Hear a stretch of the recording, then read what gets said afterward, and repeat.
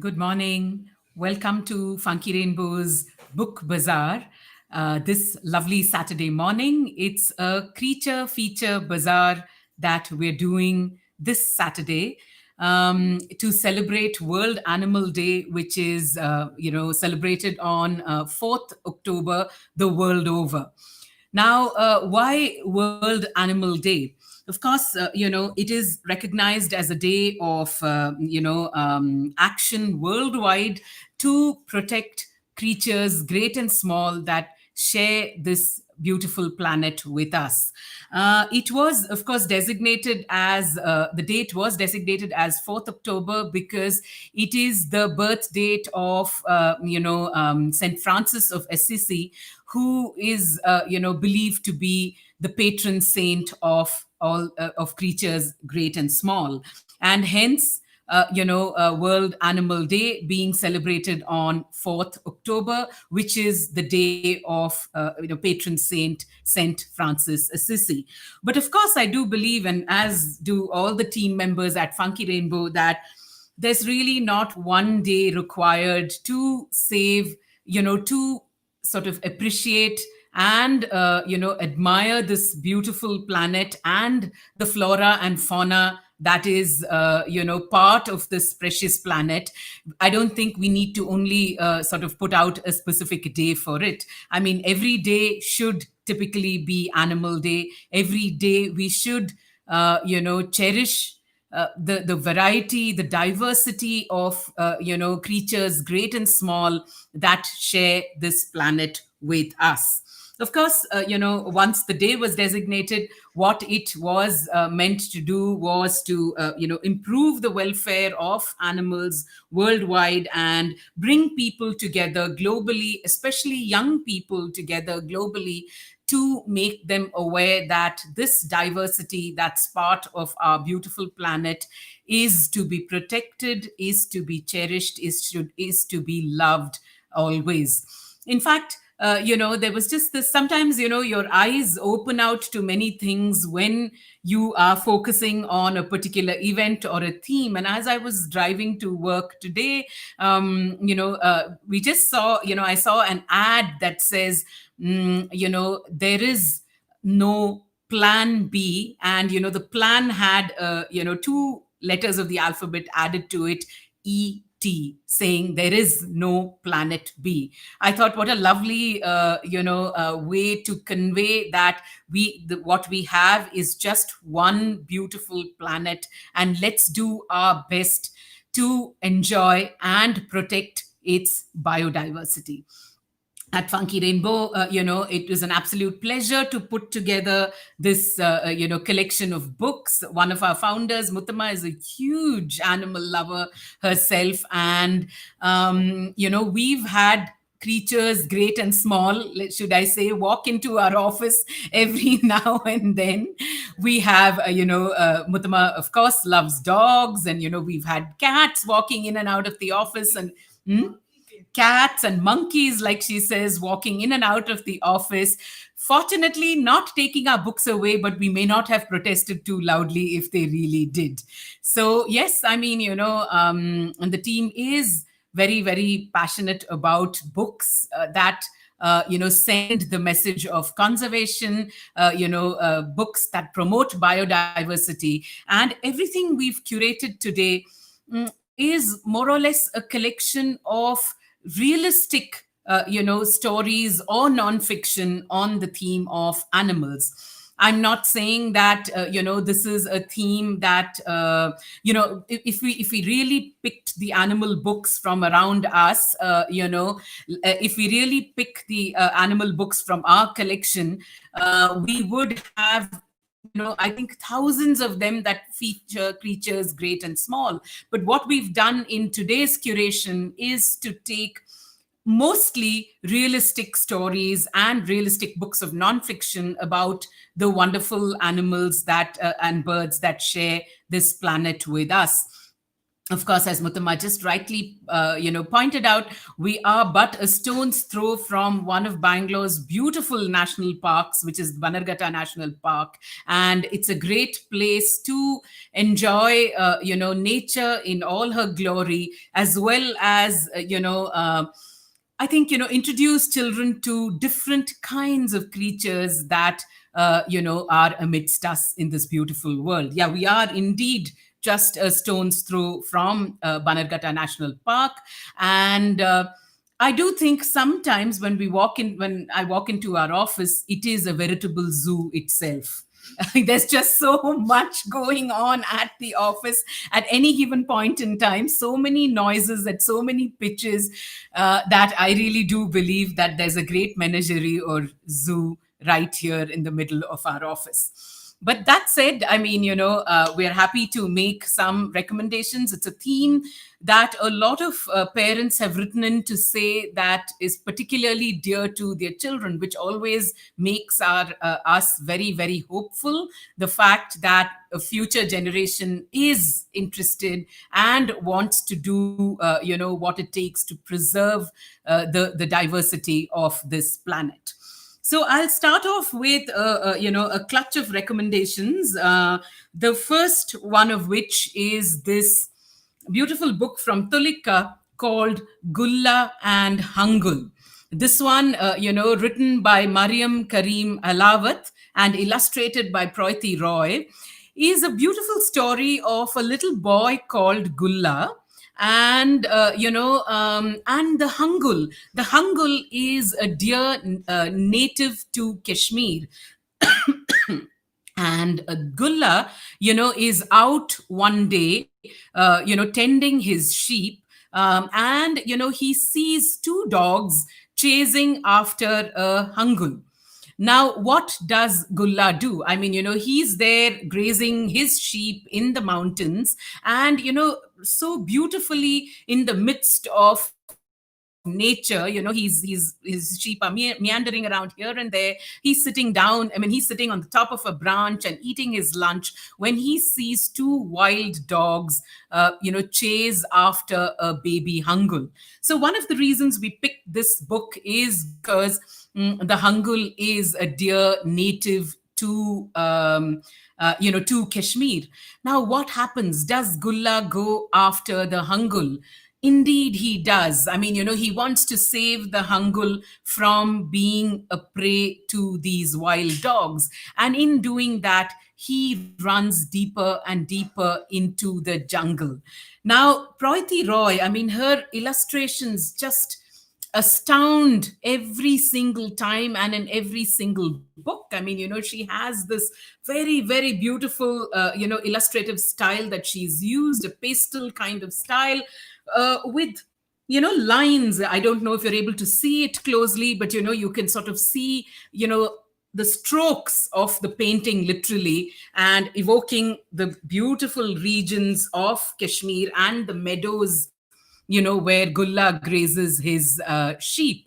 The thing is, I mean, it at once evokes the rocky, rugged nature of the terrain, but also the beauty of a green meadow right up there in the mountains. And to Mariam Karim's credit, Alawat's credit, the story is not bereft of the political context of Kashmir. I mean, when Gullah goes off to graze his sheep, his mother says, beware of the leopards that are, grazing, I mean, that are in and around the place. Be careful of them. There is something of the folklore of the region that comes out in the book as well, where there is the Banbudia being referred to as, the sort of the wicked woman of the forest. And there is the myth and legend introduced into the story as well, and the political context of terrorism, because mother says, please be careful of with soldiers who have guns and who are in and around these areas.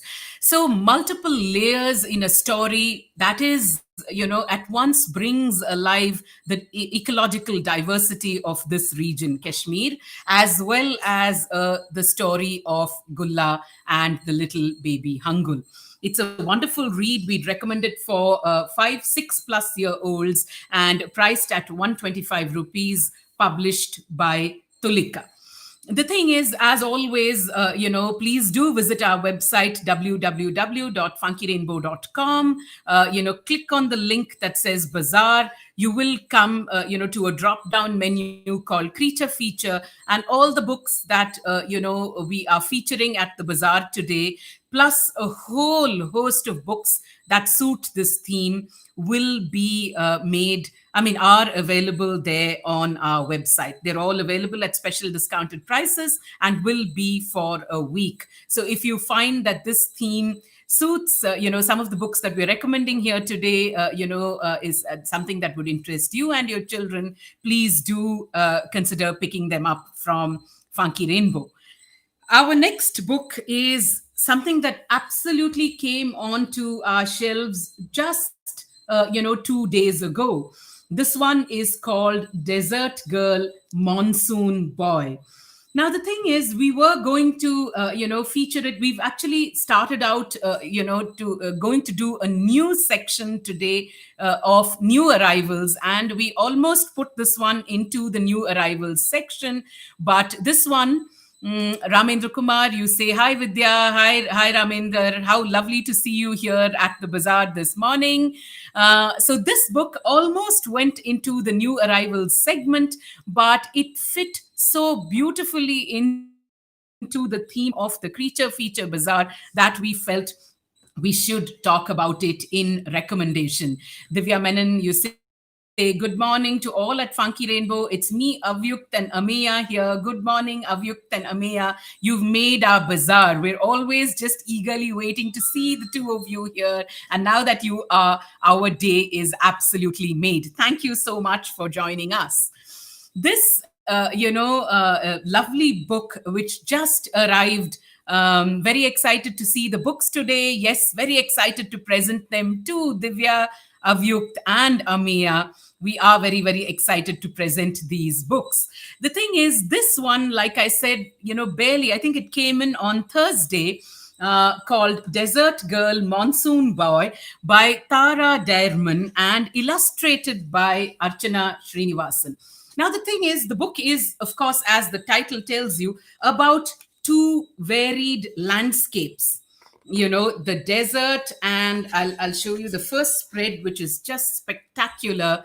Two, beautiful but very, very different landscapes. Now, it's the story of one girl and one boy, each of whom live in these landscapes. As you can see, Archana Srinivasan bringing her exquisite detailing to the illustrations. One of them lives in a rainy place. The boy lives in a rainy place, of course, so he's the monsoon boy. And the girl, she lives in the in the desert, and hence the desert girl. Now, we haven't actually included too many books about climate change in this bazaar because, we felt we should focus on books that, draw attention to animals and birds. But the reason I picked this one, which is largely about climate change, and as you can see, these contrasting spreads are just so beautiful. Look at the kind of clothes that the girl and the people in the desert are wearing, and look at the kind of clothes that the people in the monsoon ridden areas are wearing. Now, the thing is, what is amazing is that each ends up making a journey because of climate change. In one of the places, it is exceedingly hot, and in one of the places, and exceedingly dry, and in one of the places, it's raining and pouring cats and dogs. So the people of these places need to migrate. The reason that I picked this one in the bazaar today is that they do not think that it's possible to migrate without the animals and birds that are in their midst. And that has been so beautifully brought alive in this spread.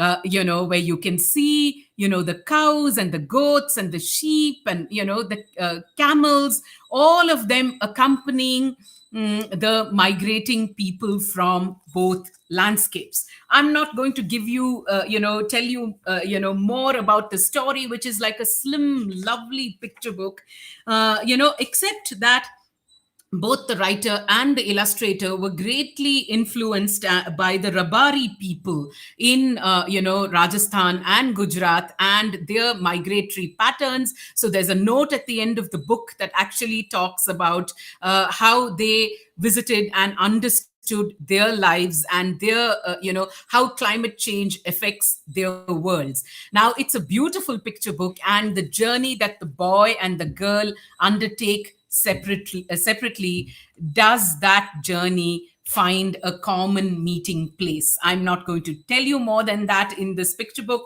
brought out by Penguin Random House.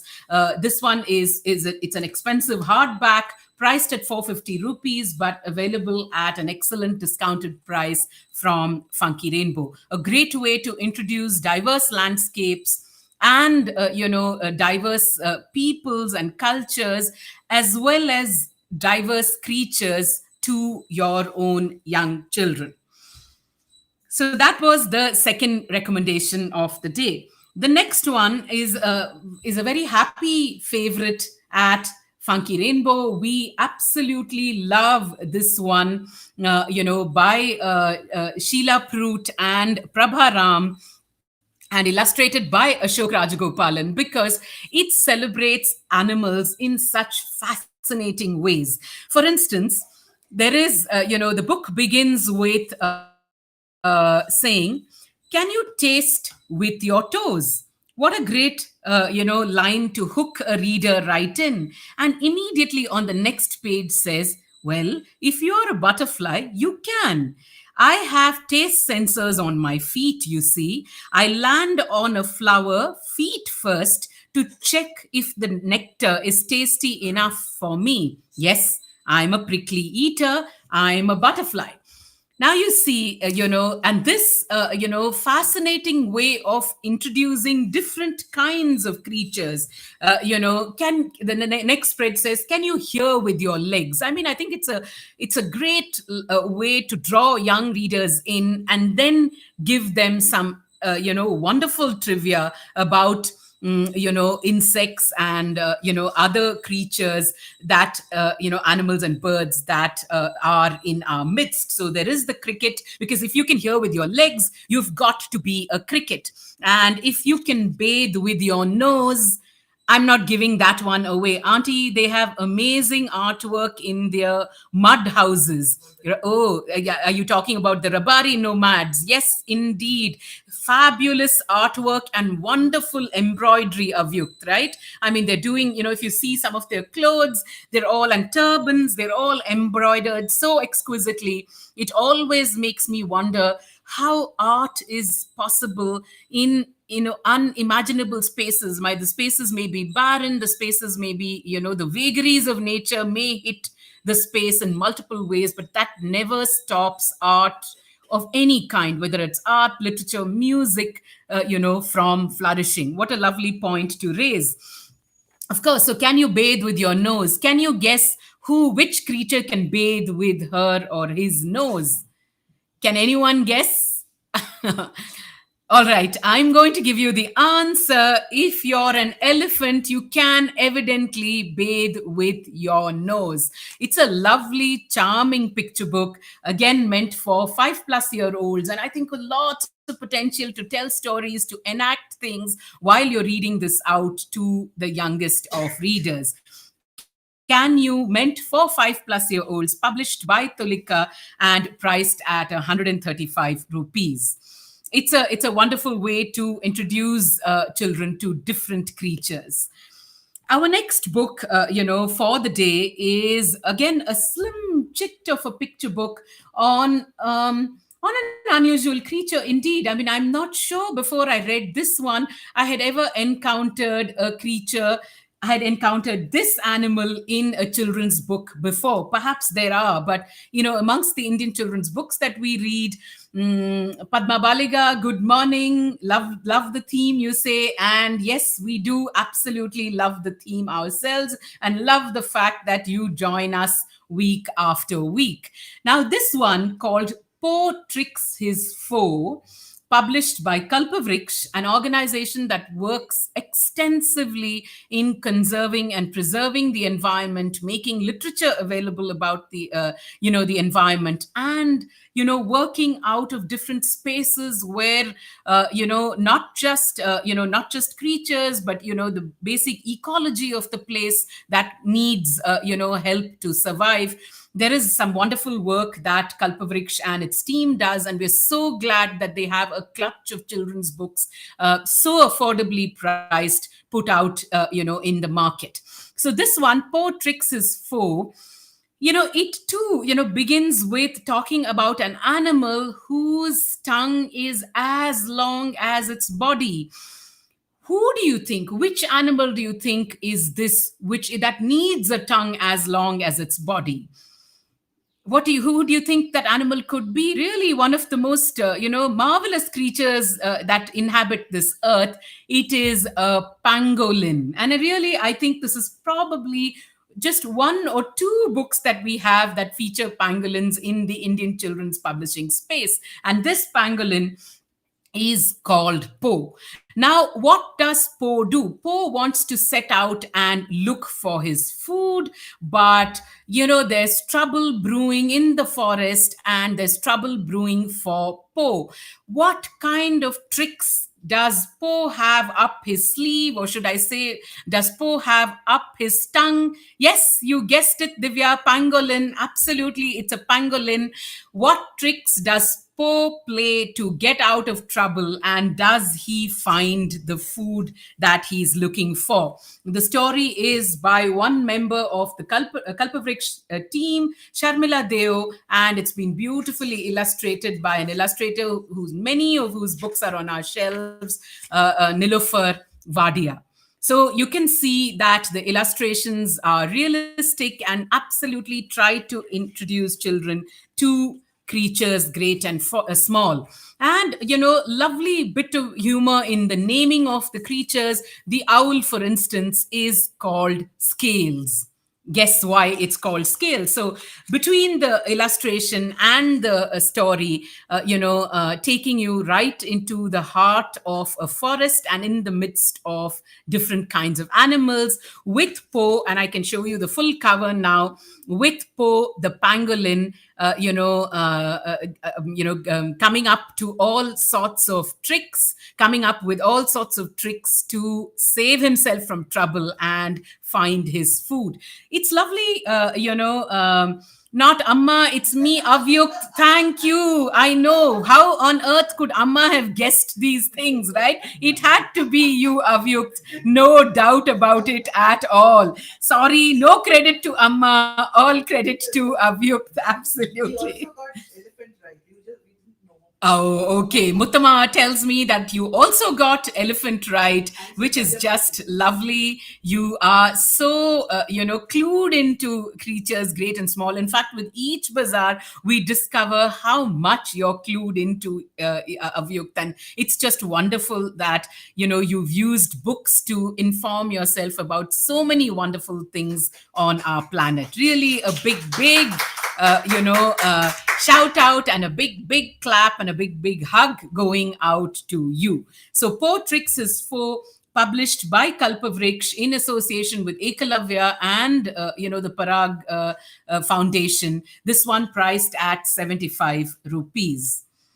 Our next book too is from Kalpavriksha, and it's brand new on our shelves, which means again it just came in a couple of days ago. The Miracle on Sundarbagh Street.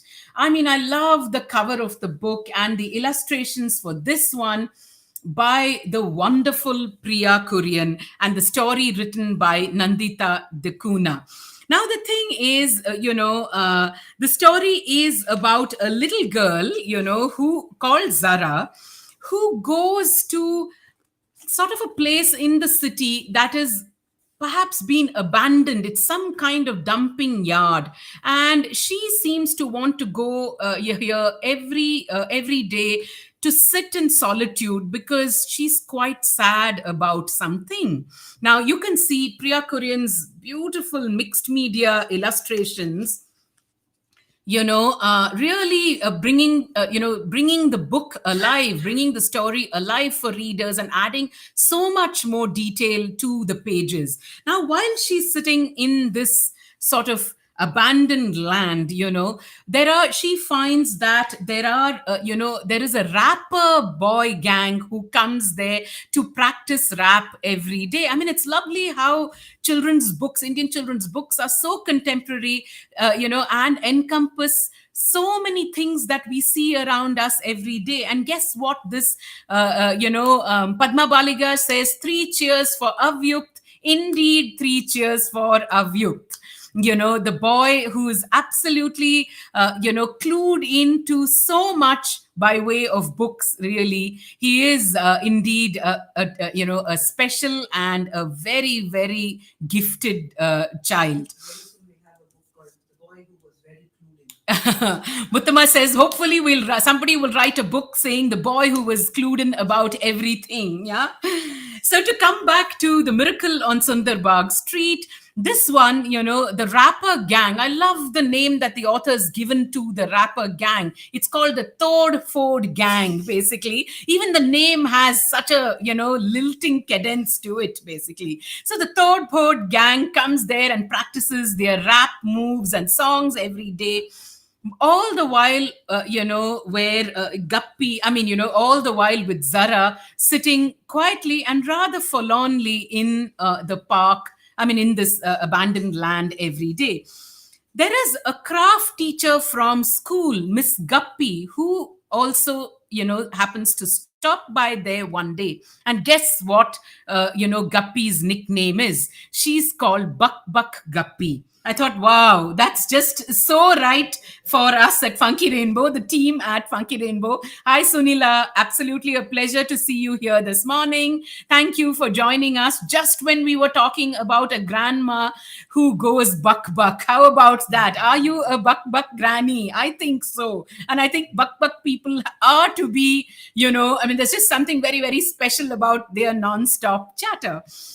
So Buck Buck Guppy comes to this place, who's actually Zara's craft teacher, and an older lady. And as you can see, detailed so beautifully by Priya, and keeps telling Zara, through the conversation, that only I remember what this place was so many years ago. And with every day, when she, the story spans many days, and every day Buck Buck Guppy will land up there and tell Zara about, saying, only I know what this place was like so many years ago. And with each day, Zara's getting curious, Zara's getting irritated, because Guppy, even though she goes buck buck about this, that, and the other, doesn't give her a clue about what the place really is. Now, of course, no prizes for guessing, that buck buck people have the ability to get things done, tuck, tuck, really, right? And, she puts the Todford gang, as well as Zara, and as well as many people in the community to work for the place to get back to its former glory. I'm not going to tell you, but I think you've already guessed what that place will end up being. The lovely thing is that place then becomes home to so many birds and so many little insects and so many other creatures that are part of our beautiful world. I absolutely love the mixed media collages that Priya Kurian has done on these pages. So this is a wonderful addition to any to any child's bookshelf, especially if a child feels that what can I do to sort of save.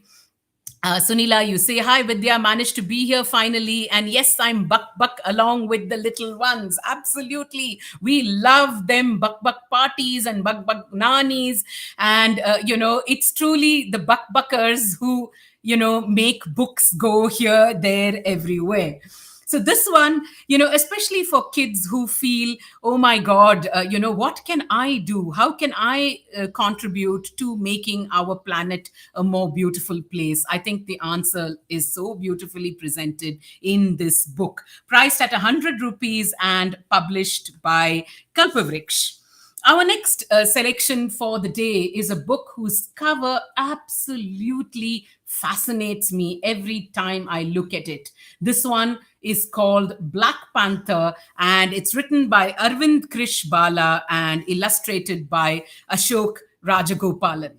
Now, it's the story of Natarajan, an Irula tribesman. So, an Irula tribesman who, lives around the Parambikulam Forest Reserve in Kerala, basically. And his life mission, and of course, the author of the book is also a protagonist in the story. For the two of them, their life's mission is to spot the rare black panther. Now, is that possible? Natarajan and his little sons, and of course, the story is beautifully set, like I said, in the Parambikulam Reserve, which is basically the Anamalai hills of the Western Ghats, and wonderfully brings out the diversity of the landscape. We know, elephants that are roaming around in the beautiful landscapes, and Ashok Rajagopalan's pastels, stunning pastels, really do bring, alive the creatures that inhabit this terrain. And of course, we know that the Western Ghats, the Anamalais, straddle the states of Tamil Nadu and, Kerala. Rupa Baliga, you said, Ninad loved reading The Black Panther. Yes, because it's finally the story of Natarajan and his little son who, wait patiently to spot the black panther. There's a beautiful lesson in there itself, that one needs to wait and watch. For children who are completely used to things popping up in their faces almost instantly, whether it's a TV screen or a video game, or this instant gratification is just not possible in the wild world. If you want to see a black panther, you do have to wait. You have to go day in and day out, and that's when you're rewarded with the sight. And there are so many, the paternal pride that Natarajan, the one of the protagonists of the story, feels about the fact that it was his little son who saw the Black Panther first. It's a beautiful story that evokes the silent, secretive life of a creature that's not very easily spotted in the wild, and in a sense, sort of invoking a feeling of wonder and awe of this magnificent beast. And I really feel that this cover and those eyes, those haunting eyes, on the cover by Ashok Rajagopalan, Irula, they are very good snake catchers and do not kill them. That's right, Avyukt. And our guest who will join us later today has worked extensively with the Irula community. So there's probably going to be some wonderful bits and bites of information, coming up in that conversation. Yes, Padma Baliga, amazing art indeed, haunting eyes. And so Black Panther is a book that we would certainly recommend for children ages 5 plus, published by Tulika and priced at 175 rupees. Kabini Forest has a Black Panther named Saya. That's right. I know, the legend and lore of these places. Really, it's wonderful that even creatures, they get known by the jungles that they belong to, really. So it's clearly that, even children like you love, visiting, wildlife sanctuaries and love, seeing nature in her glorious diversity. I don't know when you traveled to Kabini, but you've obviously remembered the name of Saya. And even this morning, as we started, Muttama Auntie was talking about her trip to the Masai Mara and, the wonderful, creatures that she saw there. So evidently, whether we are young or old, the natural world is something that's very, very dear to us. And from the Anamalays, we move right up to the northeast with this beautiful little book from Katha called Usia La Palang. Now, it's a beautiful story about a mother and and a son deer.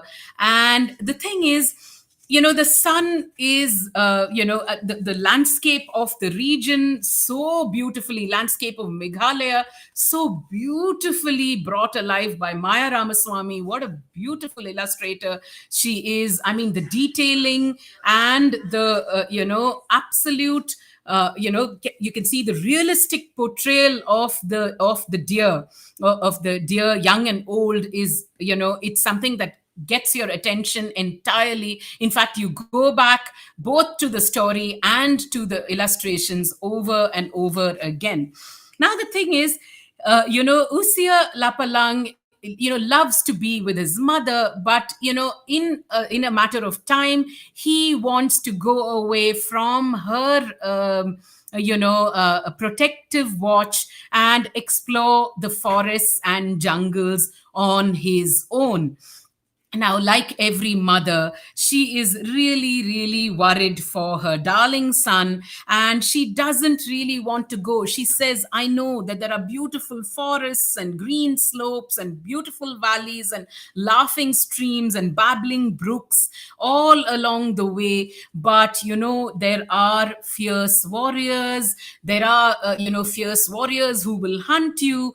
And Usier says, Mom, I've become so strong. I can outrun the Khasi warriors. Don't worry, I can definitely go. Please let me go. I won't be away for long. Look at this beautiful spread. I mean, look at this beautiful image of the forest and the deer. I mean, this the detailing in the illustrations. You could well feel yourself transported to the jungles of Meghalaya.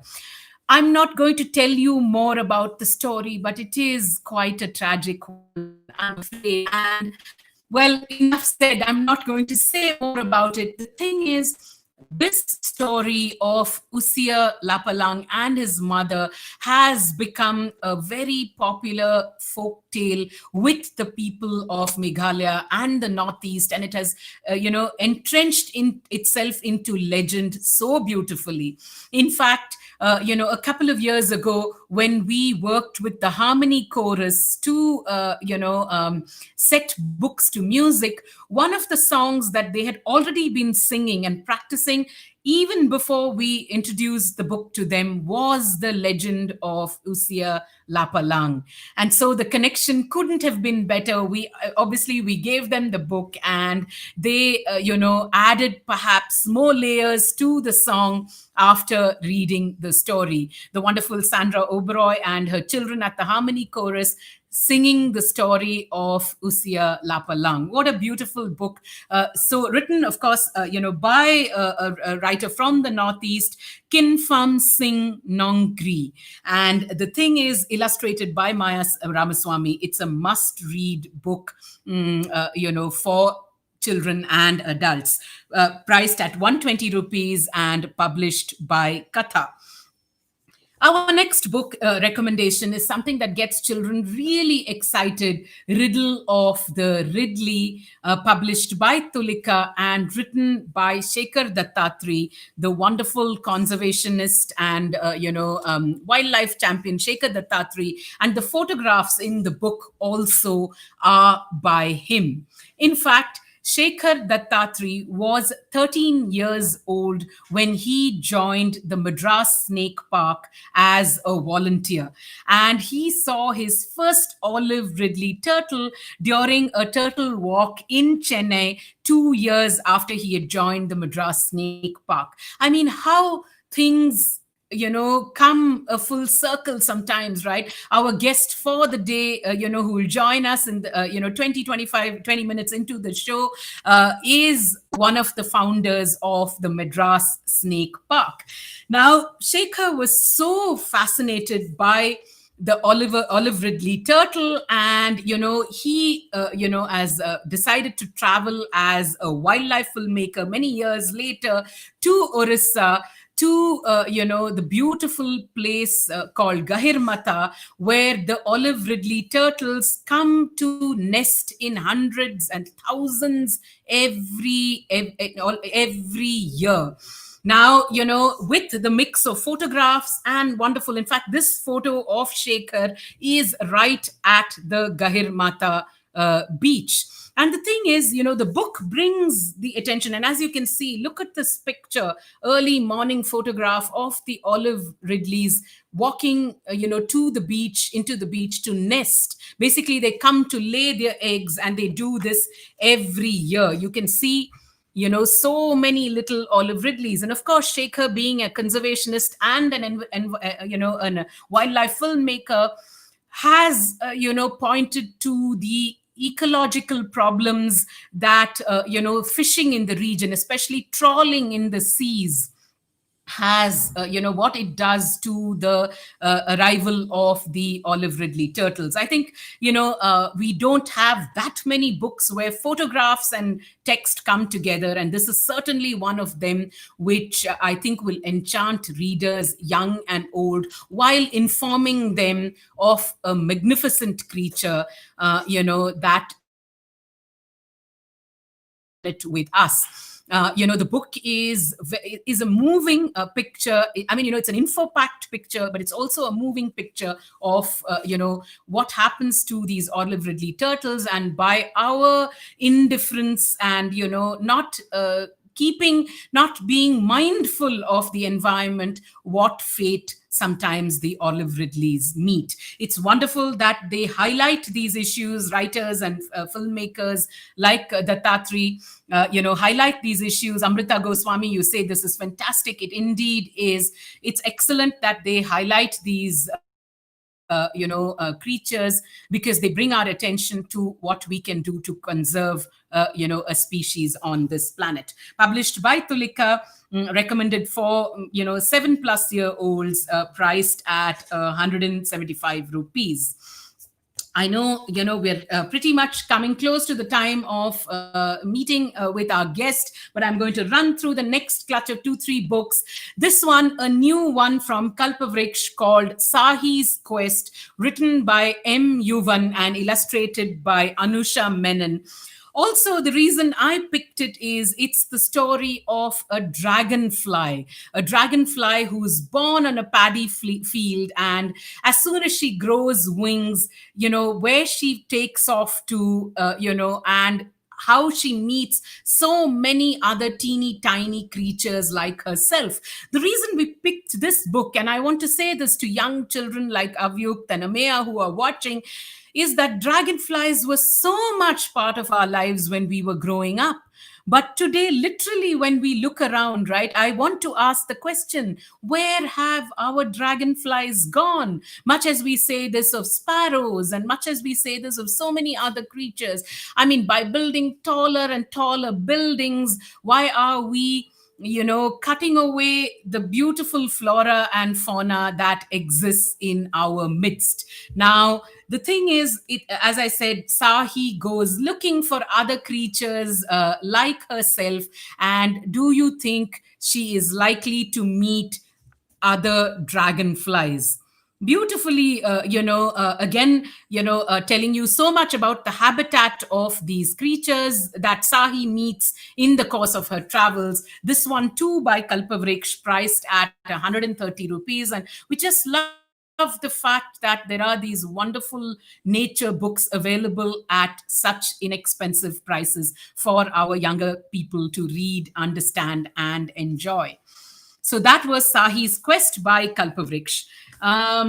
The next one, In Bun BB's Forest. It's really, one of my favorite books in our collection, written by Sandhya Roy and Sandhya Rao, and illustrated by Proiti Roy. It's amazing how many books in this collection are illustrated by Proiti.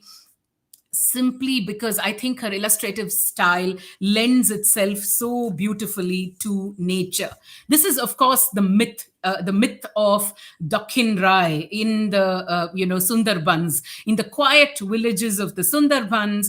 Who the people, the villagers believe that they are terrorized by a monster with wild eyes, sharp teeth, striped skin, and pointed nails. And that monster is called Dakhin Rai. Now, why does, who is Dakhin Rai? And Bon Bibi, the protector of the forest, or rather the goddess of the forest, and of the people who live around the forest, decides to question Dakhin Rai and say, why do you do this? Why do you terrorize the people?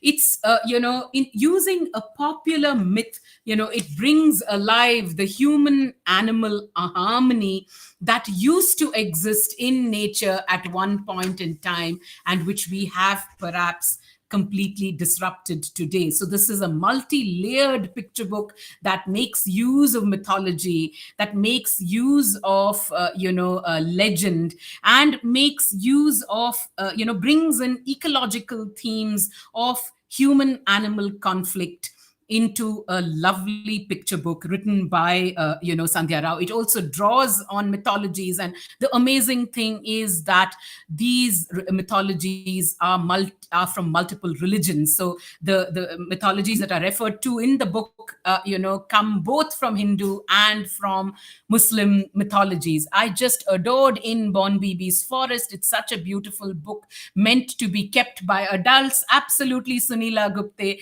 and introduced to children over and over again. Life in a deep, dense forest, priced at 150 rupees. And again, we would recommend this for 5+ year olds. Two quick recommendations before I say a clutch of hellos and then introduce our guest, a beautiful new arrival. I'm so delighted that just in time for this bazaar, so many books absolutely, let's say, flew into our shelves, or rather traveled to, take the title of this book itself, traveled into our shelves that were suitable for this bazaar. This one, called Traveling Seeds, by that wonderful writer illustrator Lavanya Karthik. And her dedication in the book is just magnificent. It says, for my parents who were traveling seeds themselves. Now, it's of course a story of different kinds of seeds: flyer, floater, trickster, hitchhiker. Look how beautifully the author has portrayed seeds, making them very, very human. And it's all about what seeds do to keep different kinds of species alive.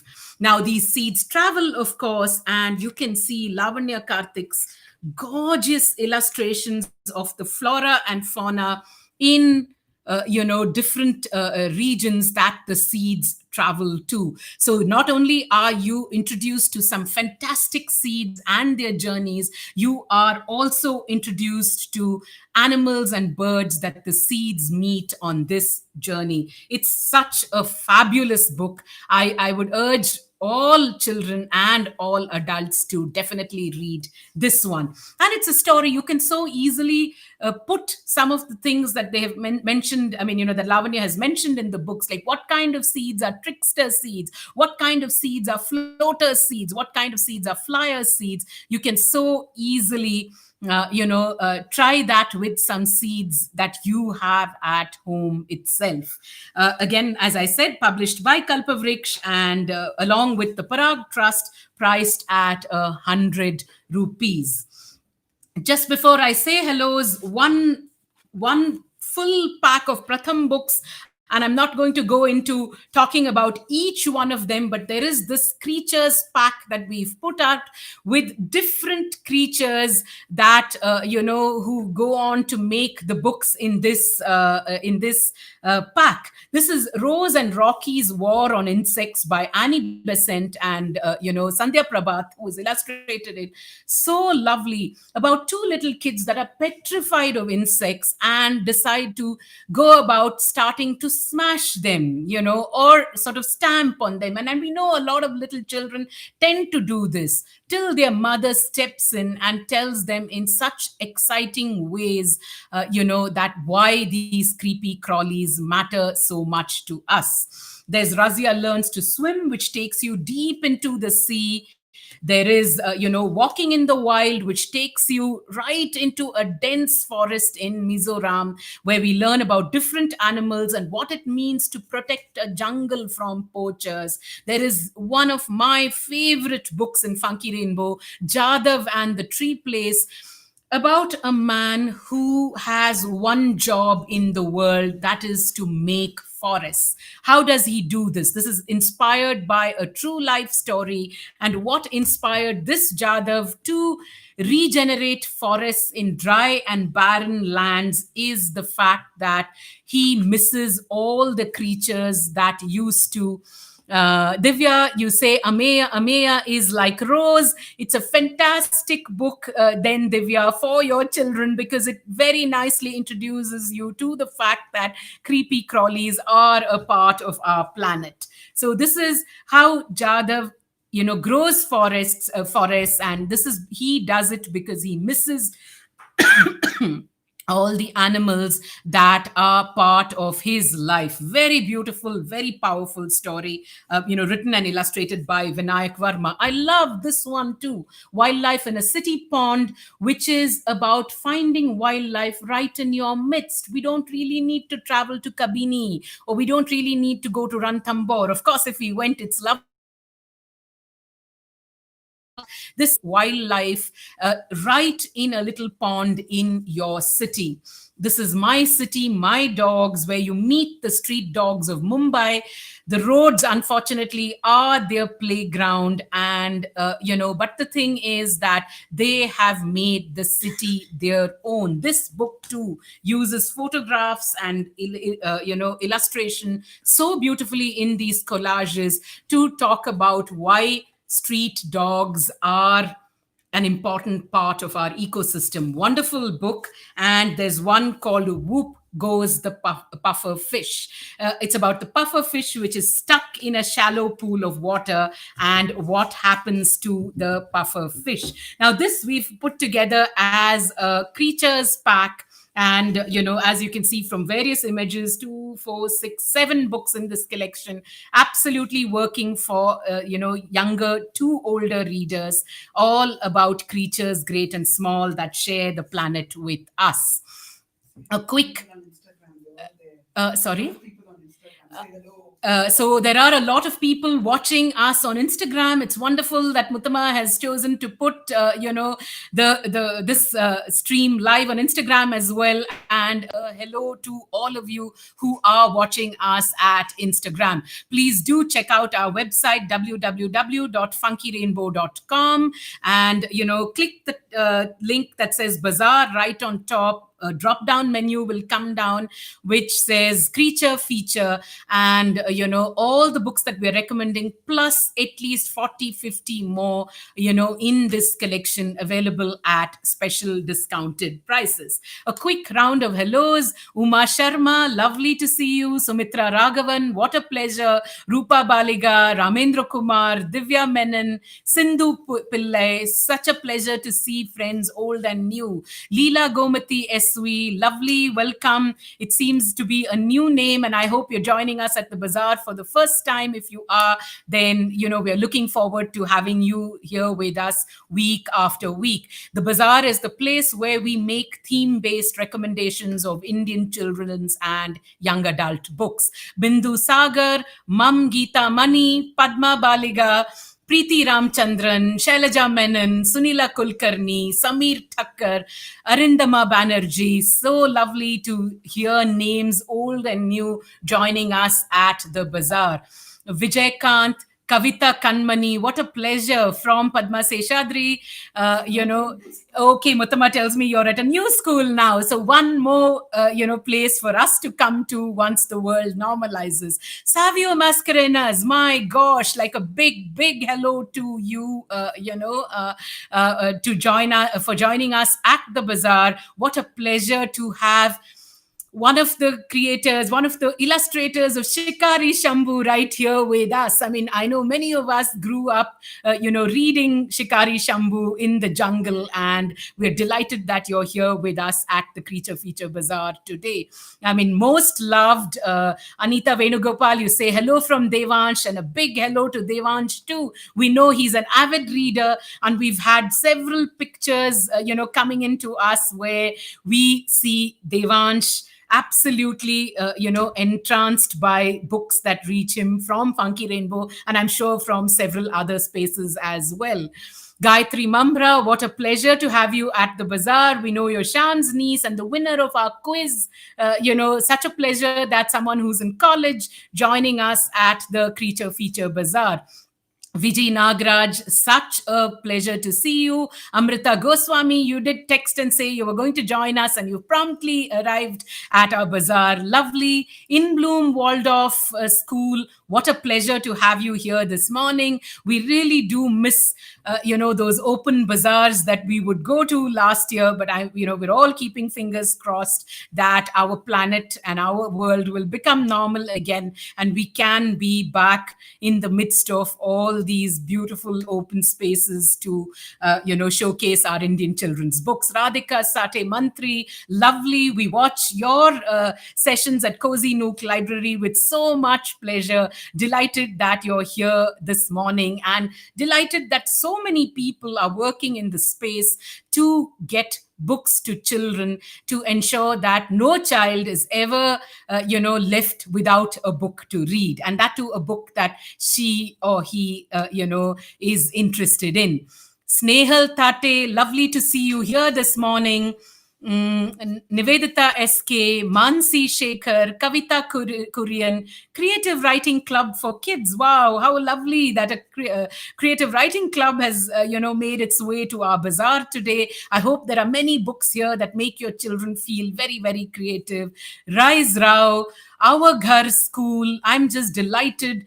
Bijoya Bijoy, let's open a book. Lovely, lovely that you've joined us. I know we've been meaning to connect, but our life has just been absolutely consumed by work and more work. We will certainly connect, Ruchi, and see what we can do with Let's Open a Book all the way up in Spiti in the Himachal Pradesh.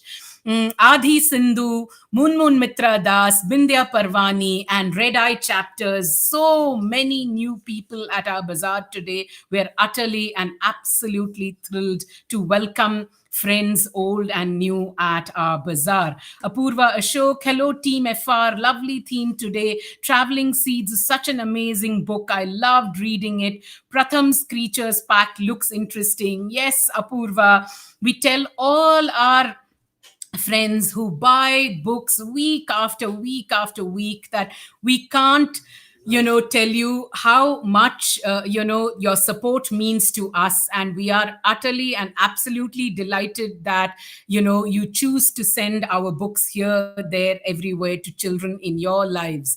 And of course, in jest we always say EMI schemes available for sure for all those of us who spend our money buying books. Hello, Archana Natraj, pleasure to see you from Bombay, and one of the someone who beautifully documents what teachers and parents and adults can do with children's books. Thank you for joining us at the Creature Feature Bazaar. We're all set to bring in our guest for the day, Zai Whitaker. I mean, even just the very names should have us all putting our hands together to this wonderful naturalist, conservationist, and writer, Zai Whitaker. We just wait for her to join us. Hi, Zai. Zai, can you tilt your laptop screen a bit? Oh, yes. Welcome, Zai. How lovely to... Hi, good morning. Good morning to you, and such a pleasure to have you here with us at Creature Feature Bazaar. Thank you so much for joining us. I know you join us right from the Madras Crocodile Bank. which sounds so exciting sitting here in the midst of books. Somehow it seems so much nicer to be sitting in the midst of crocodiles. And we really, literally, wish that the world becomes normal again and we're all able to visit these beautiful spaces in the midst of our own, in our own lives. So for all of you, here, Zai Whitaker is, just synonymous with, writing about animals and nature and conservation for children, books that are much loved both by adults and by children. I have to, there are so many books that Zai has done, and I think many of you are so familiar with, several of her books, Salim Mamu and Me. There is, Kana Pana, which she, has done. There's Kali and the Rat Snake. There is Andaman's Boy. There is The Boastful Centipede, which is a collection, and we featured this in our Humor Bazaar a couple of weeks ago, because there's fabulous rhyme about, creatures great and small. There is The Adventures of the Humongous Family, and there is Andaman's Boy, which is a beloved book for many, many children, 10 plus year olds, and Magic Islands. I'm sure there are, several other, of course, there's Rumbling Island as well, stories from the forests of India. So as you can see, Vijay Lakshmi says, "Hi Zai, great seeing you here. Remembering the wonderful event that we did at Anveshana School." Zai, she's remembering the wonderful time that you were Yeah, here that was at fun. Bangalore. And Ramendra Kumar says, "Zai is a legend. I need say no more, but that we are delighted." Archana Natraj saying, "Hi I think Zai." legend is a nice way of saying old, right? It sounds much nicer. Archana Natraj says that BIS kids are still telling us how much they loved Zyrus the Virus. So delighted to see you. So Zyrus the Virus is Zai's latest ebook on the pandemic. And as you can see, ladies and gentlemen, every book of Zai has such an abiding love for creatures, great and small, and, for nature, and a strong theme of, doing what we can to preserve this planet for generations to come. Absolutely a pleasure, Zai, again to have you here. We have a clutch of questions out for you, and I can see so many comments rolling in from all our viewers. But I will start off with our first question for you for the day. You are easily one of the funnest and the funniest writers on environment, biodiversities, creatures great and small that share the planet with us. Did this love for nature and love for animals begin right from the time that you were a child?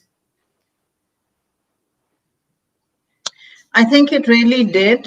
In fact, it probably began even before I became a child, because my parents were both very engaged with natural history, especially ornithology, the study of birds, and conservation. And those were the days, the 50s, when big conservation projects and initiatives were starting in the country, and my father was very much a part of those. So I think by the time I was born, I was already doomed to be interested in natural history. which you bring alive so well in your book Salim Mamu and Me. And I could see some comments going by saying it's the favorite of so many people who've read it. Preeti Ramchandran, you say Salim Mamu is one of my children's favorite. He started birding at the age 5, inspired by this book. Thank you, Zai. As you can see, many of us doomed to be doing exactly the thing that you did as well. So that actually takes me to the next question. You really grew up in the in the company of such greats. Your father, Zafar Futehalli, was the honorary secretary of the Bombay Natural History Society, and you are the grandniece of the, Birdman of India, the wonderful ornithologist Dr. Salim Ali. You then co-founded, the Snake Park and the Madras Crocodile Bank with the Snake Man of India, Romulus Whitaker. Can you tell us how being and working with each one of these people has sort of shaped your love for nature? Yeah, just a small correction to start with is I didn't co-found the Snake Park. Okay. When I moved to Chennai in 74, I worked with Ram at the Snake Park, and then we later started the crop bank together. Well, Okay. I actually think about this a lot. I was so lucky to work with these three greats. And I think very often about the qualities that they had or have. I mean, Ram is one of them, and he's still very, very active. Um, and the qualities that, I should try and assimilate as well. I think the first, of course, is their passion for nature and conservation. Nobody can deny that. And it was just amazing to see all three of them at work. And the passion is what creates an amazing discipline. So, Salemamu, for instance, you could hear his typewriter clacking away. Those were the old Smith Corona typewriter days. Okay. 6 in the morning, he would have started his work day, Oh, and woe betide any children like us who were making a noise, and he would come and tell us to be quiet. Similarly, my father was a very disciplined worker, and so is Ram. They're just always focused on the job, even though it's a job that doesn't bring in any money. It is, their big thing in life, and they just use every moment of the day to carry that forward. Another thing that I think about quite a lot now is that my father was a wonderful getter honor. So is Ram. So if they're on a committee together, for instance, with people who they don't particularly care for or who may have difficult aspects, they can push that aside and just focus on the cause of conservation. And I wish we had more people like that. absolutely. So Yeah. that was definitely another thing, very, very useful as these big projects like Project Tiger started, for instance. There was a lot of room for acrimony and ego and so on, and a lot of that did happen, but my father himself was able to just carry on with the work regardless. Um, the knowledge, Absolutely. Salemamu and Ram put together the first big field guides in the country for birds and reptiles. And Absolutely. we are so spoiled today because we see something, we reach for the field guide, we go to the color coding, okay, a bird with red head, yellow body, what is it? We also have apps Absolutely. now, which a lot of people use. Um, so I can't imagine how it must have been for these people when they, just building up that bank of knowledge without the resources that we have. That in itself was a phenomenal task and a phenomenal achievement. Yeah. Right. Absolutely. So well said. I mean, you can take a guide now, and sometimes even with the guide can't spot half the things that they are talking about. But imagine doing that job the first time round, really. In fact, the general impression that a lot of us have of conservationists is, of people with their heads wrapped around facts, and interested mostly in observations of the natural world. But not you.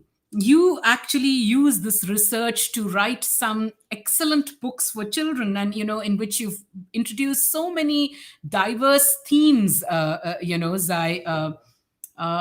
looks like Zai's gone off air for a bit.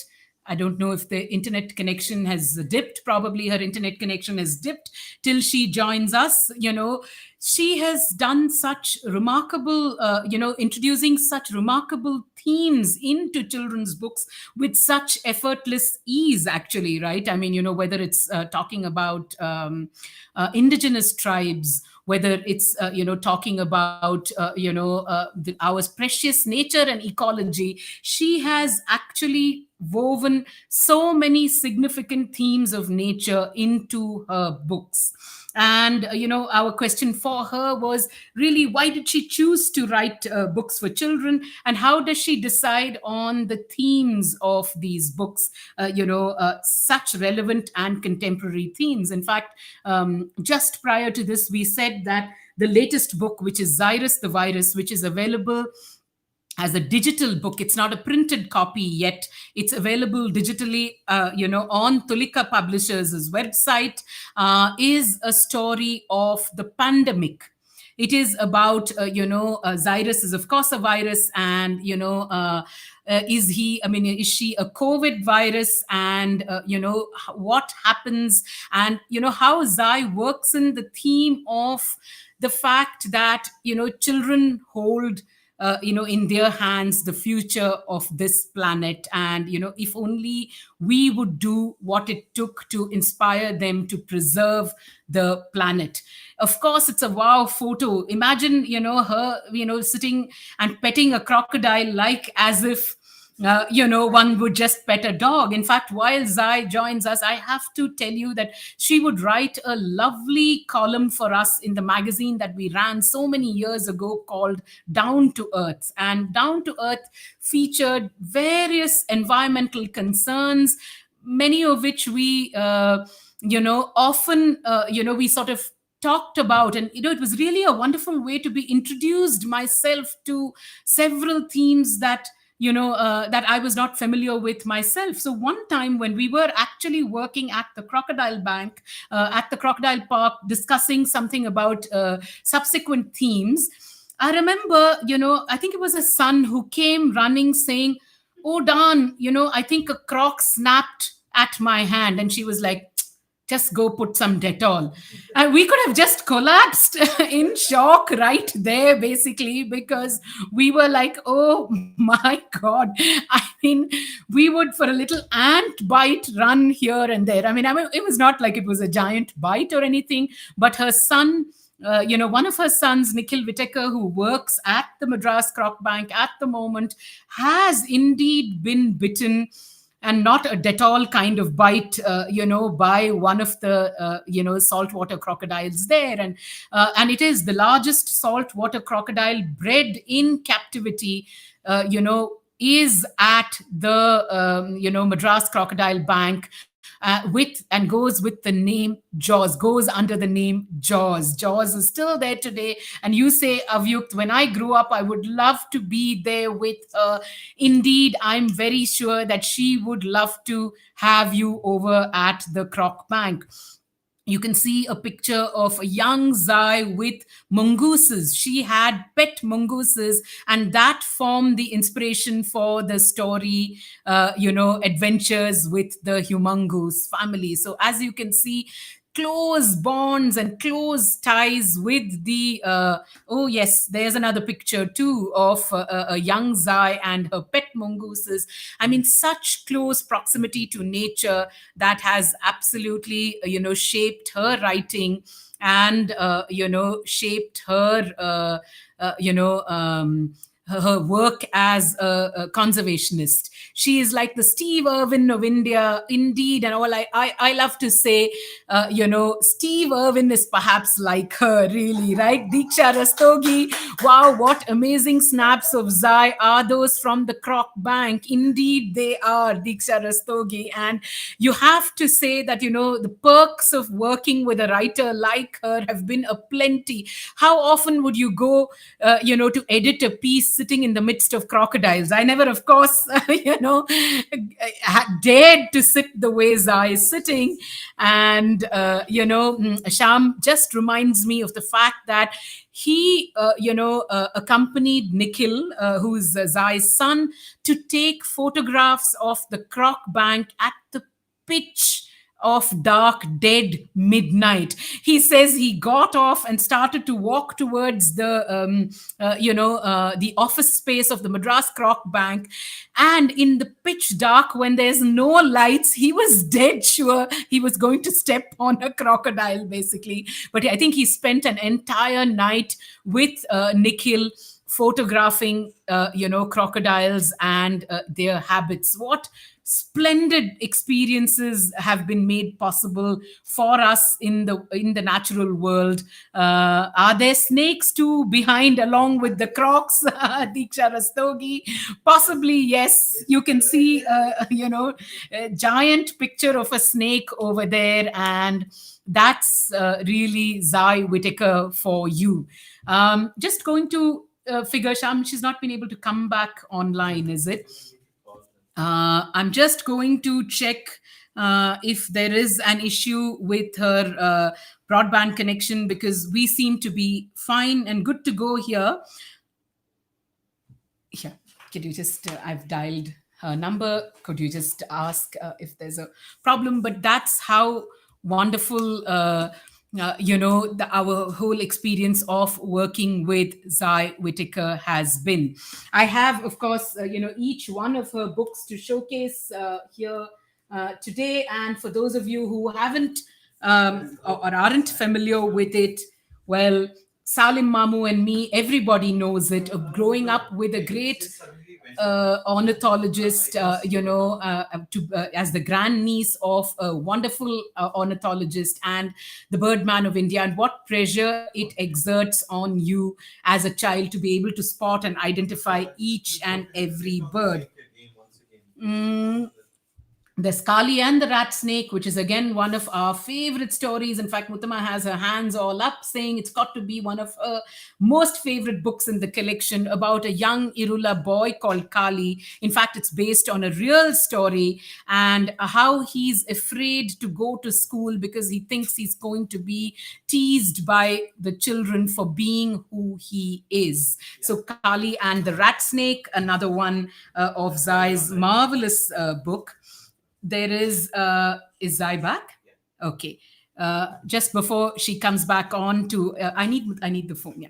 To The Boastful Centipede and Other Creatures, in Verse, which is her humorous collection of rhymes about creatures great and small. Lovely one for adults and children to enjoy, with, which you sort of real chuckle-inducing collection of rhymes, this one.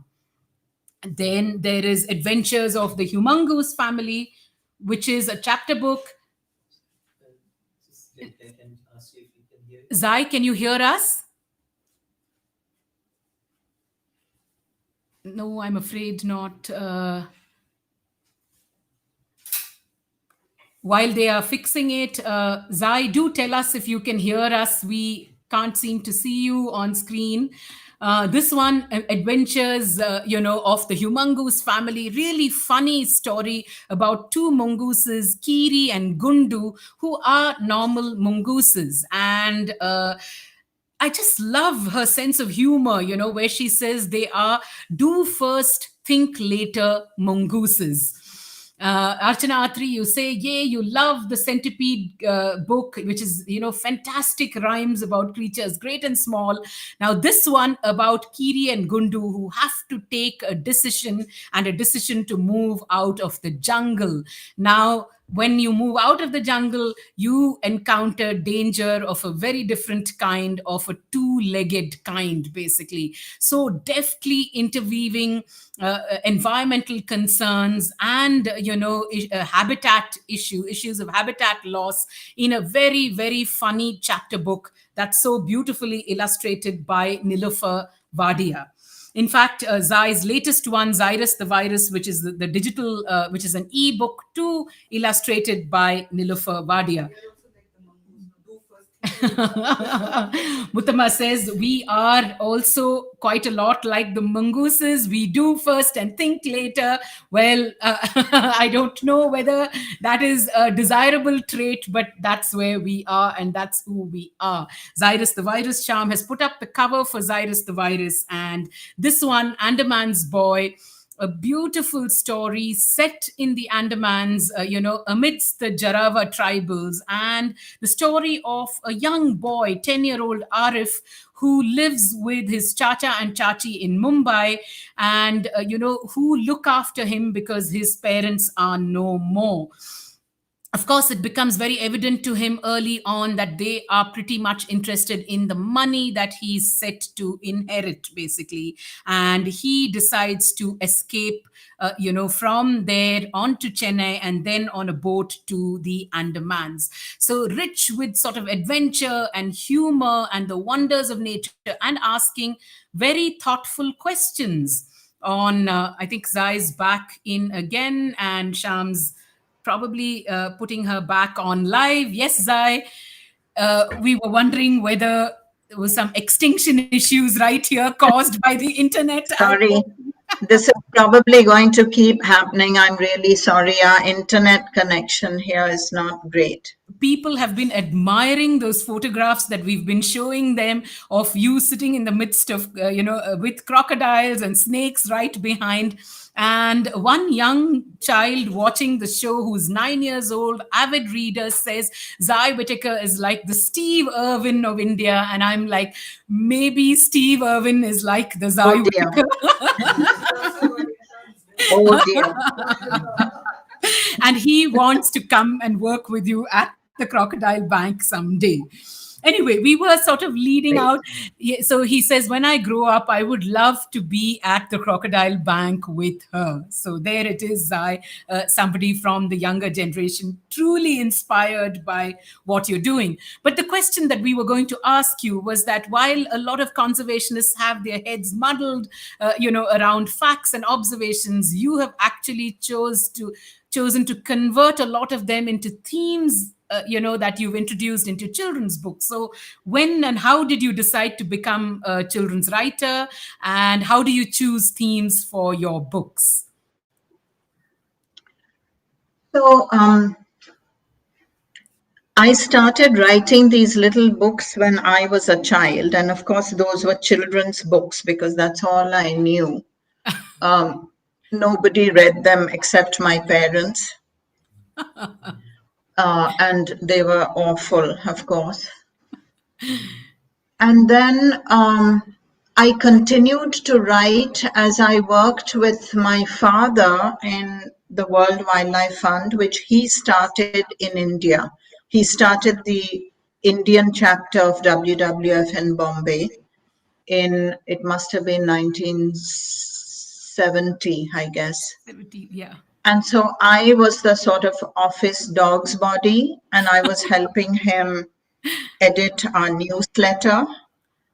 And so environmental writing was in my blood. And then when I was very young, I was just expected to do it. My father would come and sort of fling 5 reports at my sister and myself and say, now, if you could just summarize that.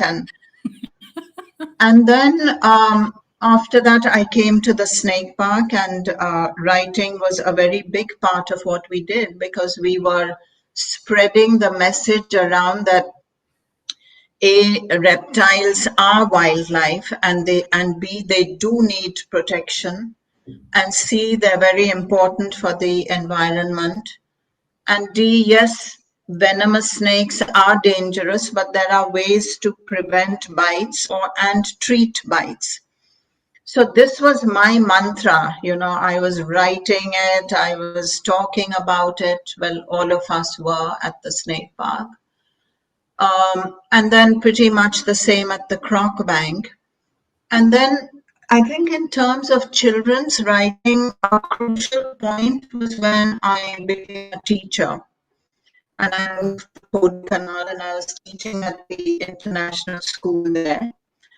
And So that really took me into children's writing much deeper, because I would write stories and poems for my students. And they were also a great resource, because I would read them something I'd written. I wouldn't tell them I had written it quite often. And then I would get a really honest response, as honest and brutal as only children can be.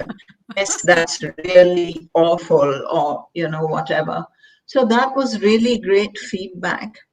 And I was also reading what they were reading. So, we read and cried over books like Bridge to Terabithia, Of course. um, and then I was also in this beautiful place, and very much part of the whole sort of conservation movement there. Not that I really did anything, but I was listening to people. I was, sometimes going out into the Shola forests. And so I think that was a great marriage of, Right.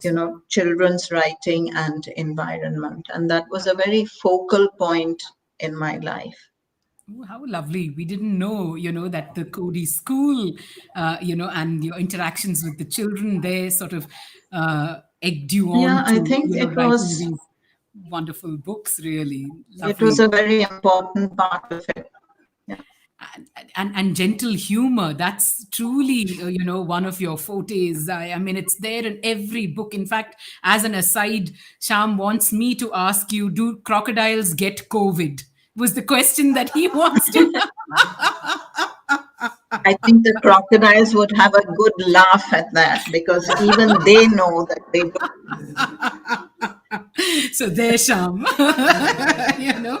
But really, do you I mean, there are so many parts of your books where we're chuckling away, gentle jokes, some ironic humor. Do you think that humor helps children connect better with the books, or makes them read it more deeply? Well, I think it's not just children, right? I mean, we ourselves, when we, in our own reading lists, um, in our own mental reading spaces, books that are funny, or even books that are not funny books, but books that have the odd moment of humor, there's a certain power to it. So I Yes. think whether it's for children or adults, it is a very, very dynamic tool. Uh-huh. Unfortunately, it's also a tool that can go very wrong. And it's something that has to be done very sensitively.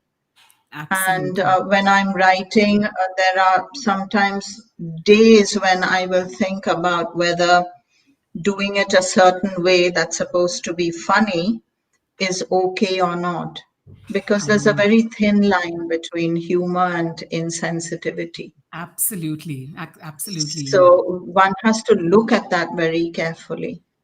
And of course, Yes. that goes for verbal communication as well.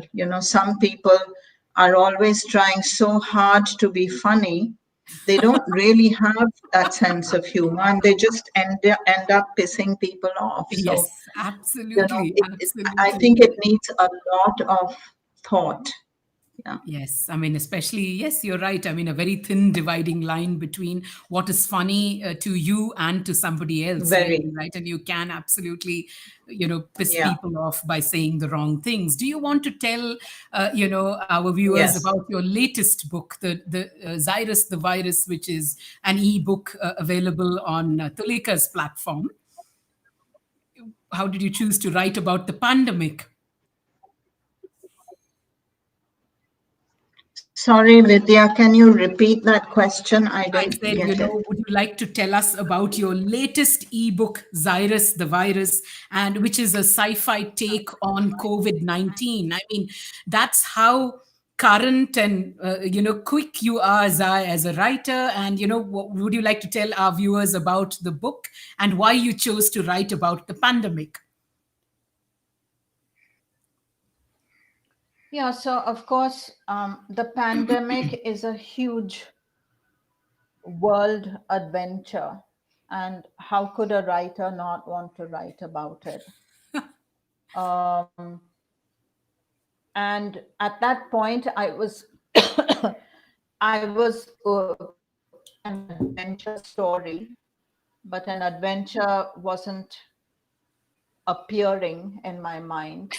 I started a story about a school picnic, and that wasn't going anywhere. And then it really hit me one day suddenly, about 2 weeks into the pandemic, that I was surrounded by this amazing adventure. And why was I even looking beyond that? And of course, I mean, the pandemic and the coronavirus and COVID has just about every message that we need to hear and think about. Absolutely. So that's how it started. And I sent a text message to Tulika saying, listen, let's do a book. And they said, yeah, let's do one. Maybe we can do an ebook. And that's how it um, started. And I wrote it very quickly. It was a very easy book to write, in a way like Elephant's Boy, because these issues were so much in my mind, Right. being constantly revised and reviewed, because they're all around us. Right. So I wrote it very quickly, and very luckily they were able to publish it. Equally quickly. I know for our audience, it's a digital book. There is a question for you, Zai. One of our, child viewers, Avyuk, says, "I would like to know if you could share some rare fact about the Indian crocodile that not many of us know about. Share some Anything facts about funny Indian crocodiles. that we probably don't know about." Uh, Anything funny? Can I just share something that may not be funny but could be fun? Yes, for sure. Well, one thing that's just amazing, and I think it's a real fun fact, is that our Gharial study on the Chambal, which has been going on for over 10 years now, has discovered how much the big male Gharial, the animals with the big ghara, or the pot at the end of their nose, how much they look after the hatchlings. So the mother gharial lays her nests along the sandbanks, and sometimes there are 10, 15 nests, which are called a creche, a whole collection of nests. And the mother kind of pushes off and does her own thing, and it's the daddy gharial that patrols the area and keeps predators away. So I always Wow. think this is a good lesson for human dads, that they should also be a big part of, which I know that a lot of you are. So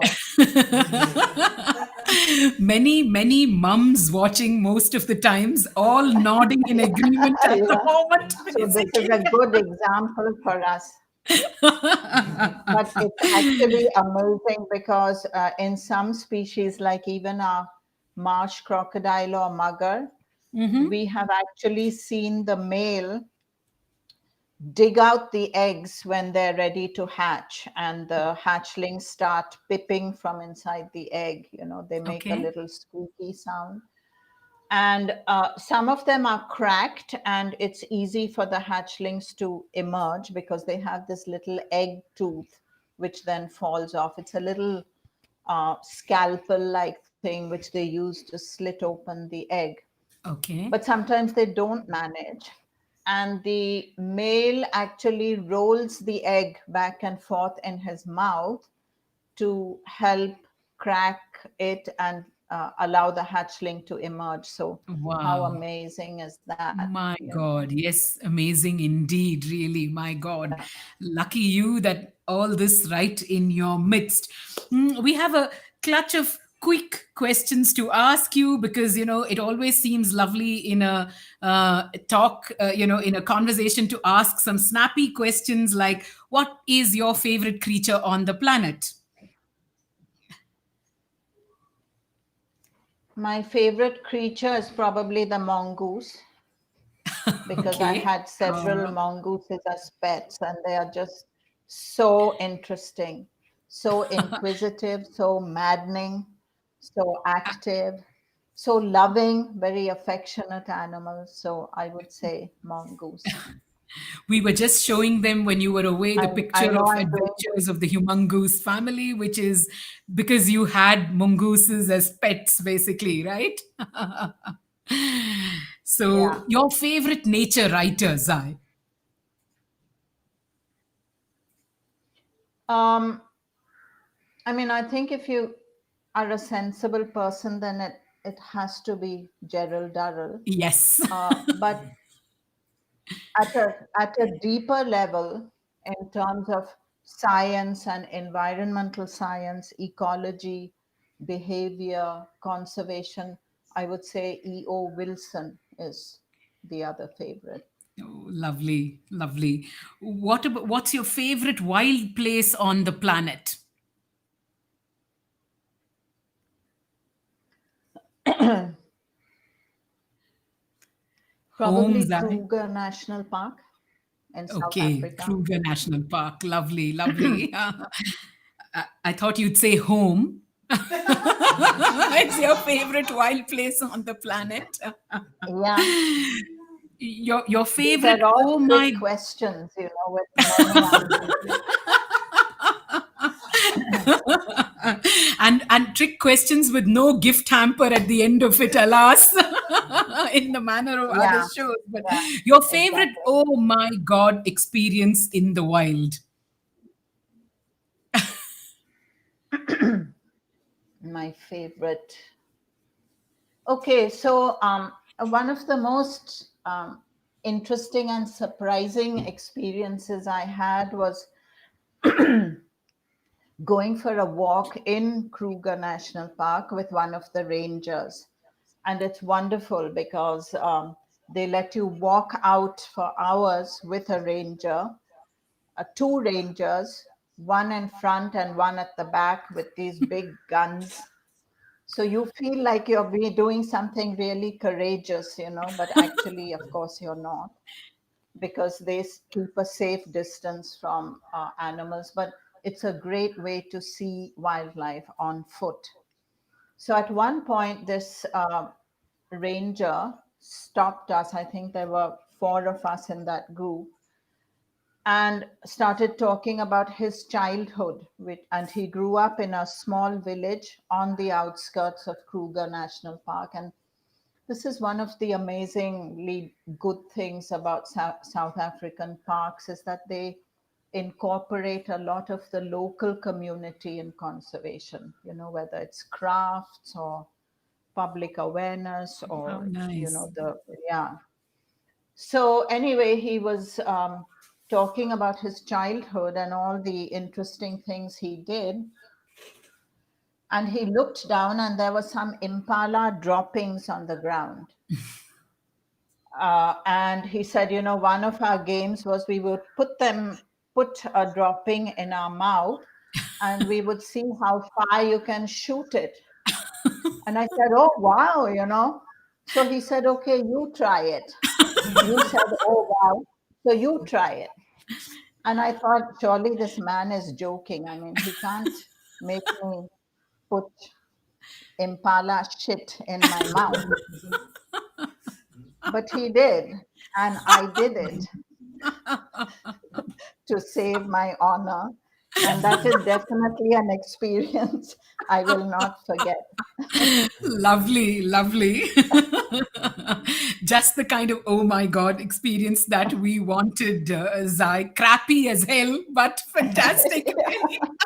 Right. So because Sham asked you, if crocodiles get COVID, then we want to say, how do you say hello to a crocodile? Well, crocodiles actually within the species of crocodiles that we have, there's quite a difference in sort of cognitive levels of each species. And the alligators are way up there. They are the species you can actually do some Oh, enrichment wow. and training with. So we Oh, have this Ali the alligator, who is one smart little animal, and she is being trained now by our curatorial department, and I love watching that. So she recognizes her name, oh. and so sometimes that's, I go up and say Ali, and she comes up. It's not a nice thing to do because she obviously comes up expecting food, and I don't usually have anything for her. But yeah, that's one crocodile I do and can call. Not sure how many of us are game to try it, but yes, definitely, a great way to say, hello to a crocodile. But really, how do you think? I mean, look at that, all your rich experiences in this, space, so appealing. How do you think, parents, teachers, librarians, how can we get children to become nature lovers? Do you think books really help in some way? Well, they help in a lot of ways. They help in every way. And now, um, the number of amazing books that we have on nature, it's practically every week, sometime something fantastic is out there. Um, and you have writers. For instance, you have the educational section. You have writers like um, Miranda Paul. You Hmm. have the book called Rachel Carson and the Book That Changed the World, which is a wonderful book about, Yes. Silent Yeah. Spring. You have so that's one category. Then you have the story books about nature, and you have books like Bijal Bachchajani's lovely Cloud Called Cloud called Pura, Gullah. which I just love that book. And these are all things that parents can read also. So I think I would like to see less of a division between children's books and adult books. So parents should be reading things like Mridula Ramesh's book, for instance, Hmm. Climate Solutions. These are things we should now all know everything about. It's really important. We should have the knowledge.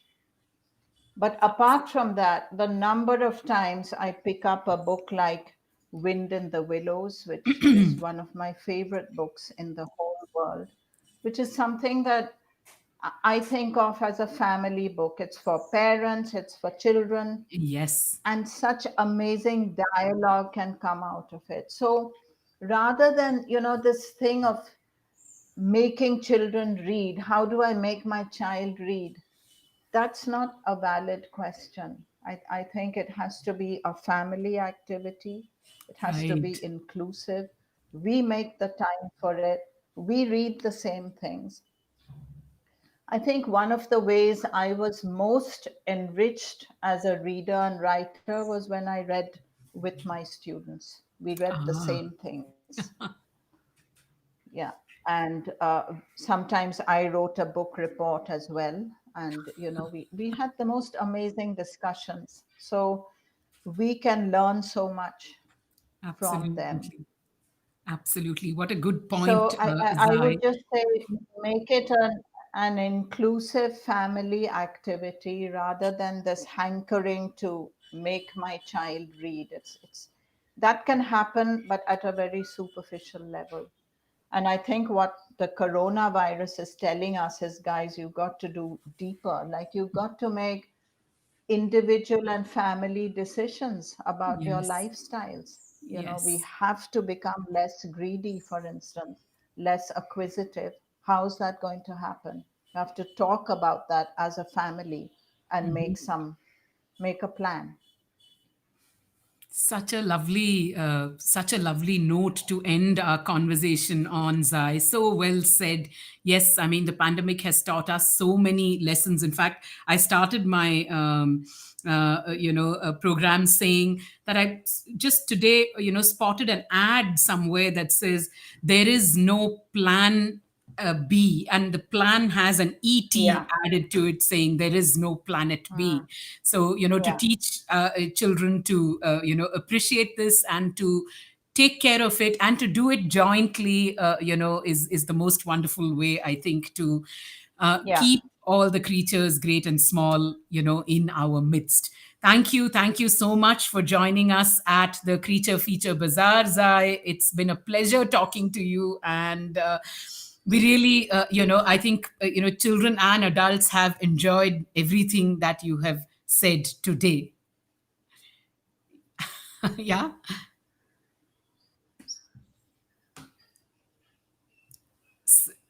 Zai, we wanted to say, thank you and bye to you. I'm sure the internet connection is rather patchy.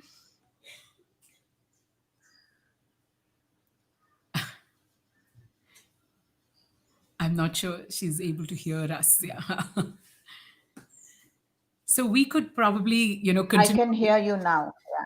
Yeah. Uh, thank you, Zai. Thank you so much. So,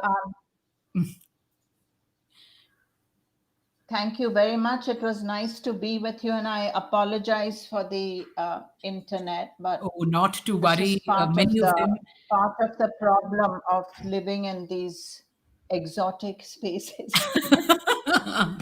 Yes, so many people saying thank yous to you, of course, and we're just delighted that we have Zai ma'am, fabulous insight, Sunila, Jane D'Souza, absolutely marvelous listening to Zai. Just so many people sending in thank yous. We'll send you all those messages, Zai, and we urge all of them to, read your books and gift away to many people, that they know as well. Thank you. Such an honor and such a pleasure to have you with Thank us you. Bye at bye. our Creature Feature Bazaar. Thank you. Bye, Zai. So there it was. I mean, the really the legendary Zai Whitaker, talking to us. I'm sorry, apologize for the patchy connectivity, but that's an established problem with the Madras Crocodile Bank, which is really really far away from the city. We still didn't want to lose this opportunity of listening to this wonderful writer talk about her love for nature. And for those of you who haven't read all her books, all of them up available at Funky Rainbow at special discounted prices right through the week. Do read Zai's books to get a sense of that real love for nature and creatures great and small.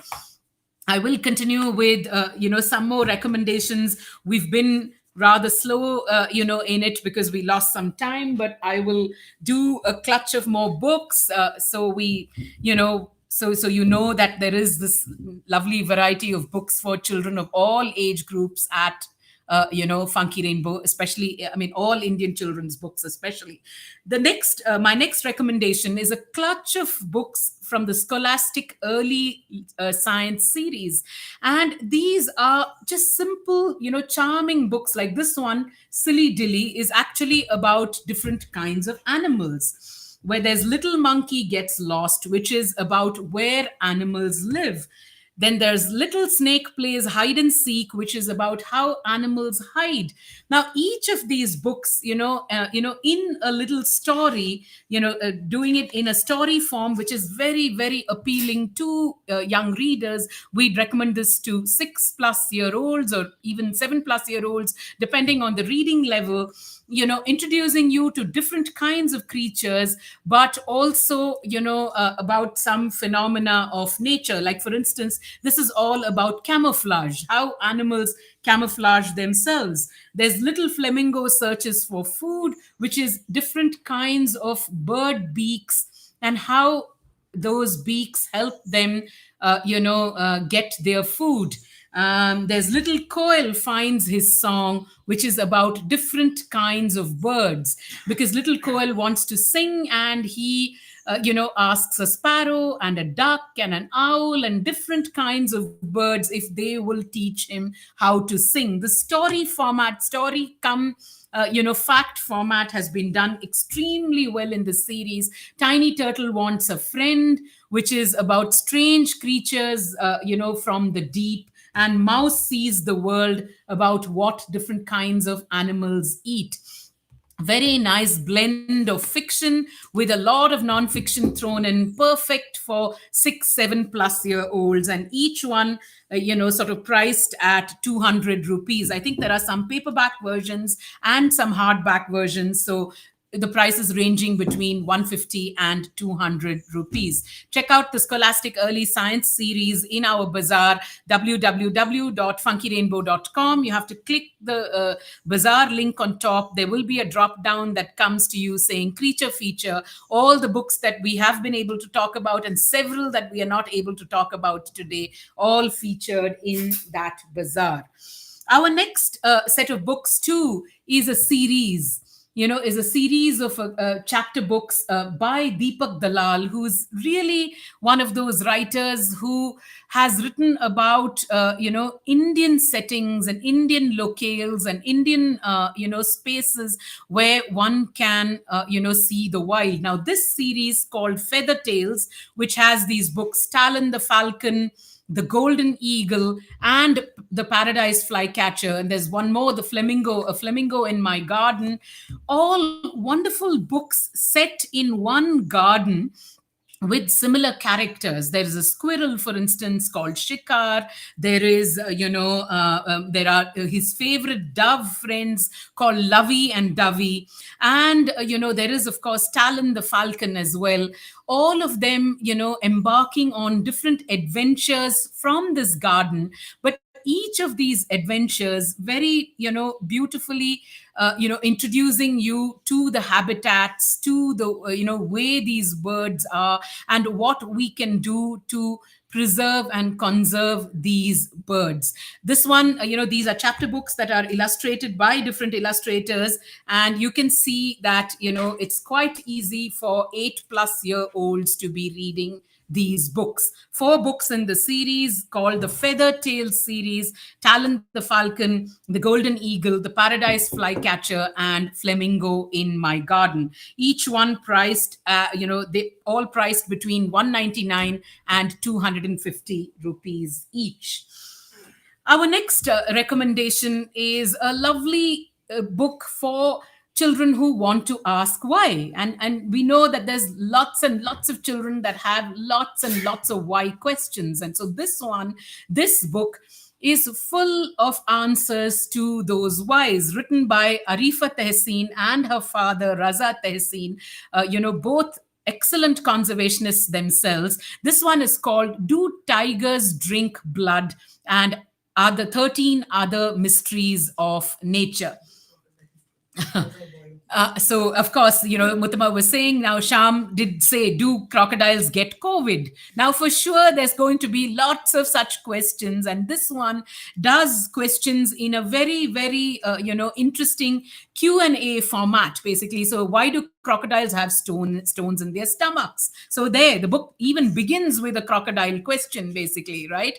And then there's, why is a butcher bird named so? Fantastic bits and bytes of information, and fleshed out very beautifully by writers who have spent a lifetime. I mean, Raza Tehseen, especially, Arifa Tehseen's father, having spent a lifetime in conservation. This one, priced at 150 rupees and published by Red Turtle, is a great one for all those kids who have many why questions, connected to nature.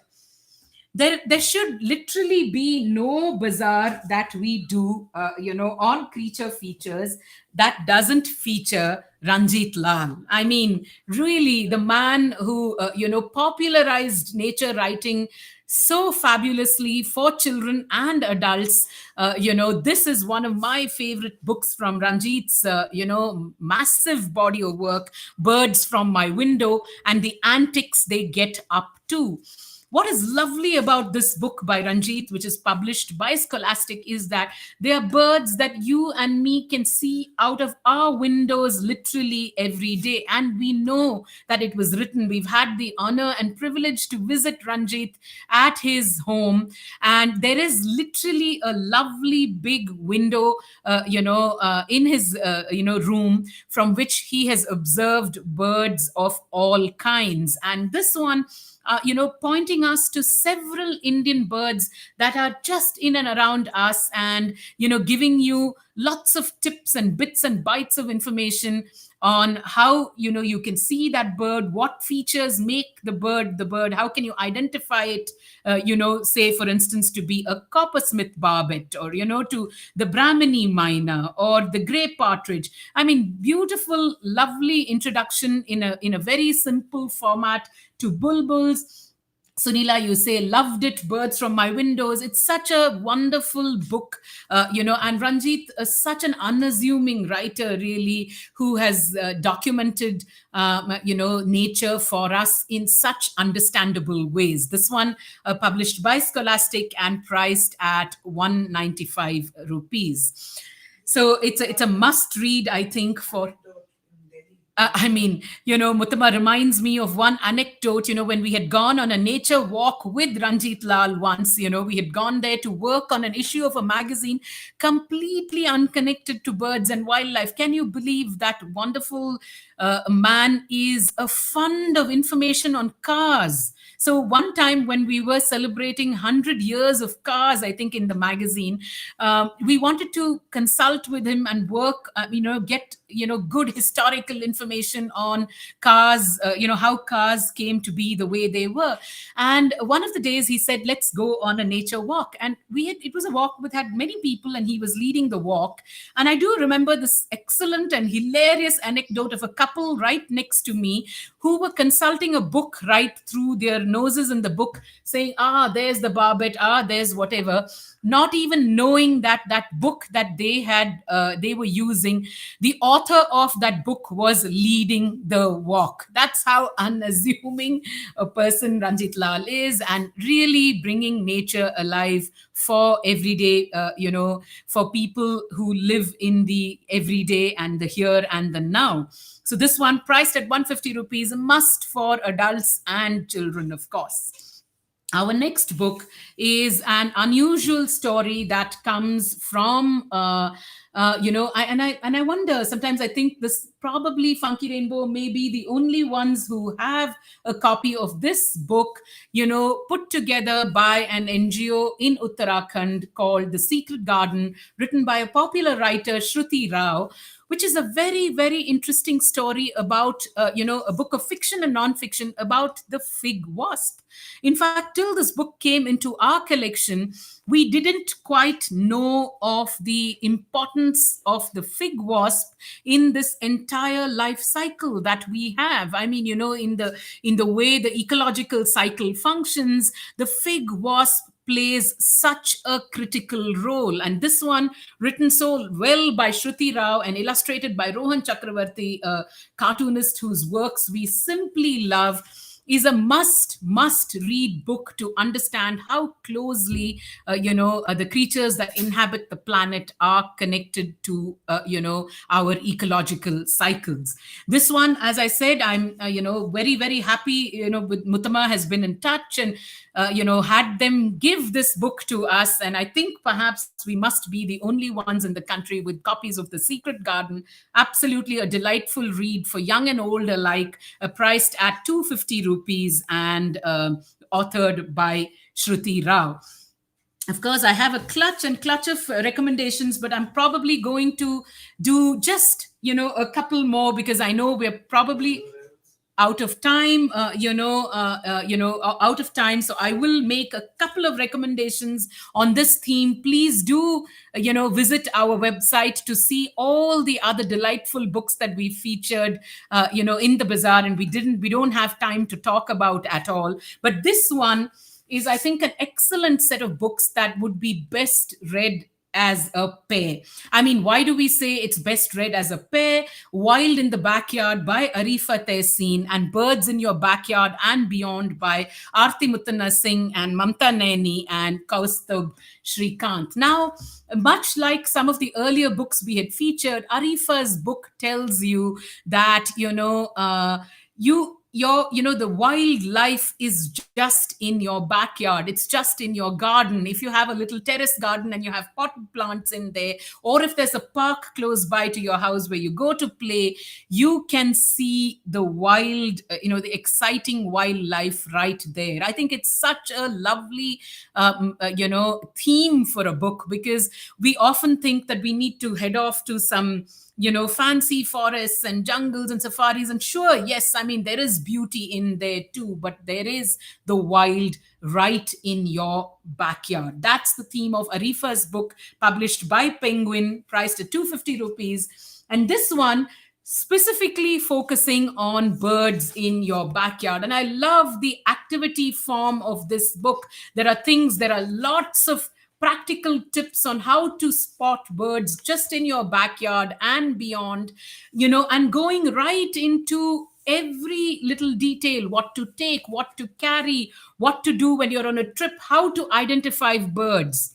You can see that there are little tables and columns, and how do you equip yourself to spot birds, how to draw some birds as well. I mean, it's a beautiful book, that's been published by Red Panda and WWF in association with Red Panda, and this one is priced at 299 rupees. I would absolutely recommend that these two go together, and we your children understand that the wild is just a door or window away, basically. Two other books that we'll quickly recommend before we go into our new arrivals segment. We had started off a segment called New Arrivals, which I think we'll just quickly run through. I'm afraid we are eating into your lunchtime, but I suggest you just bring your books and just give us another 10 minutes to talk about some more wonderful books in our collection. Now, this one is a book that we can't be without recommending at all: The Secret Lives of Indian Mammals by Vivek Menon. Such a fantastic book that introduces you specifically to Indian mammals, and very, very beautifully introduced. Vivek Menon, we all know, is a great, conservationist and nature lover. Now, this book came out of a book that he's written for adults, which is almost considered a Bible for people who work in the space of conservation. Now, this one, which focuses on Indian mammals, for instance, there are excellent questions like, what is a rhino horn made of? How do deers and langurs help each other in the forest? Why do elephants and monkeys suffer more in captivity? Where can you see the Airavadi dolphin? Such marvelous questions, all connected, to mammals that we can see in the Indian subcontinent, with lots of information. This is absolutely, a must keep, a keepsake book, for children and adults who are, interested in the wild. In fact, his book for adults, which is called Indian Mammals, a Field Guide, this one, The Secret Life of Indian Mammals, is derived from it. This one is published by Hachette India and priced at 399 rupees. It documents over 400 species of Indian mammals, over 500 full color photographs. Really, it's a treasure trove of a book in every way. One series of books that that we must recommend as part of this bazaar would be Vanita Coelho's Animal Intelligence Agency books. There are 3 books in the series: Tiger by the Tail, Dead as a Dodo, and Monkey See, Monkey Do, which are excellent books that are introduced. They're books of fiction, in fact, riveting books of fiction that keep you turning the pages. Where there is a group of people, in fact, I should not say people, it's a group of, human beings and creatures who form the Animal Intelligence Agency. And they are, through these adventures and mysteries, saving endangered animals from extinction. Benita Coelho can really tell a cracking tale, and each one of these books has you turning the pages very, very fast, and in a fast and furious manner, to find out whether the Animal Intelligence Agency is actually able to save these creatures. Archana Natraj, you say, I love this set. So much to love about these fantastic books that introduce wildlife to you, but, without sort of sacrificing story, in the process. Wonderful sets of books, again published by Hachette and priced at 350 rupees each. Our last book on the environmental theme, and I feel really bad that we've left out so many of those, is this beautiful one that just landed on our bookshelves. Not specifically animal focused, but I think it's absolutely important to have the history of the environment movement in India. So this one, Unearthed an Environmental History of Independent India by Megha Gupta, is an excellent addition to any child and adults bookshelves, because she traces fabulous movements that have helped the cause of the environment in India, whether it's the Green Revolution to the National Action Plan, whether there's the National Action Plan for climate change. She documents and catalogs several movements and people who have helped turned waste into useful material, to fight air pollution, coping with climate change. India has really had a remarkable relationship with the environment, and Megha Gupta documents it so marvelously in this book, which is really it must belong on every bookshelf, whether it's in a school or in a library. Archana, you said this one was awesome. My son loved it, and we just read this. Yes, we too just got it, and I think she's done a great job of, kind of introducing different themes, right from the Green Revolution to the Milk Revolution to the forests of India, our waste management policies. And this one has a marvelous introduction by a man we admire deeply, Bittu Sehgal. So Unearthed, must read for children and adults, priced at 299 rupees and published by Penguin India.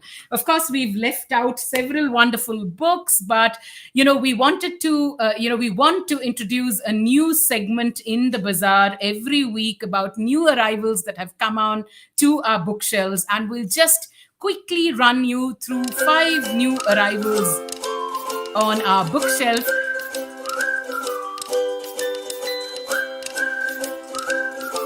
To 5 new arrivals on our bookshelves, because we just do want a lot of publicity to go out for Indian children's books.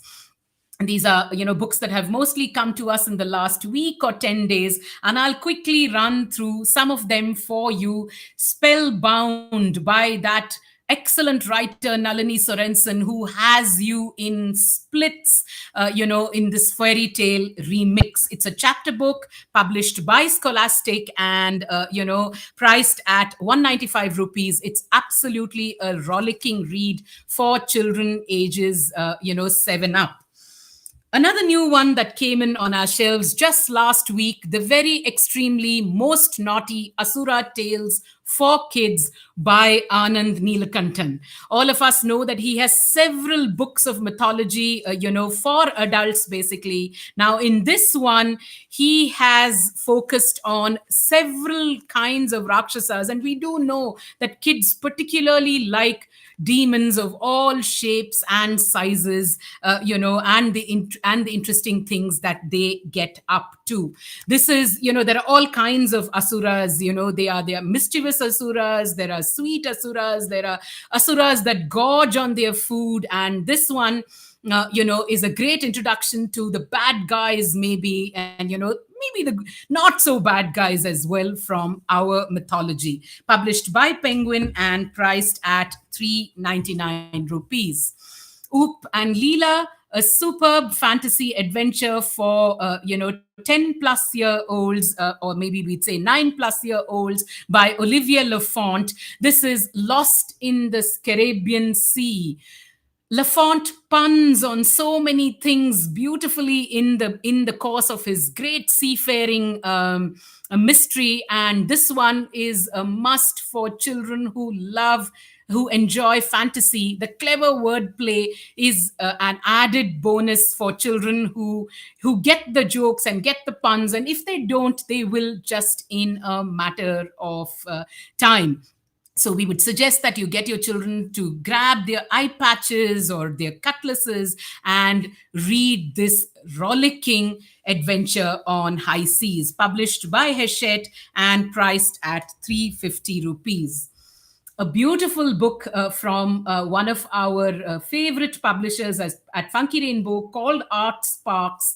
This one is about ideas, methods, and processes in art, written by Nisha Nair. It's a great, lovely book that can be used as resources by parents who work with children, or teachers or librarians who work with kids, about art and creativity. As in most Tara's books, always possible to developing meaningful art lessons, meaningful conversations, and meaningful discussions that will really help your kids, that will color children's imaginations in fabulous ways. Tara's handsomely produced books, are absolutely a pleasure to have on any bookshelf. Art Sparks, priced at 500 rupees, published by Tara. And the last new arrival of the day, Queen of Earth. I can only say one thing. I just finished reading the book myself only yesterday. Queen of Earth from Devika Rangachari's Queen series. Oh my God, what a fantastic, riveting read about Prit Mahadevi, this, fantastic, this queen who decides to much like Didda in Queen of Ice. And we were very, very happy to know that there's another one in this series called Queen of Fire coming out next year.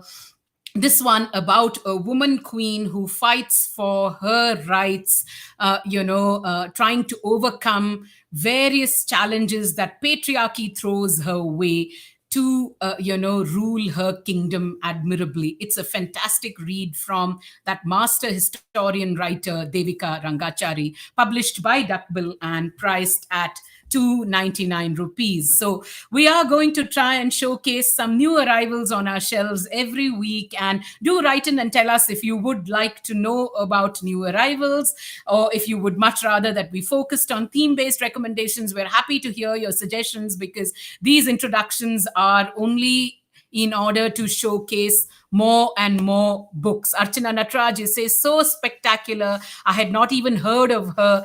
Didda at least finds mention, and that cover so fabulous. Indeed, that cover so fabulous. And that queen, I mean, once you finish reading the book, you wonder why on earth she's been left out of our history textbooks, really. And as Devika said at her launch, it's just the historians who write history that decide who you know or who you don't. Archana Atri, you say, love this new section. We're going to time ourselves better so we don't deprive you of your lunches, or on the, we say, just put out your lunch in front of you. Archana Natraj, you said, Anand Neelkanthan for kids. Yes, how lovely. Looking forward to reading the books. We have read some of them that we feature in our new arrivals, and some we haven't.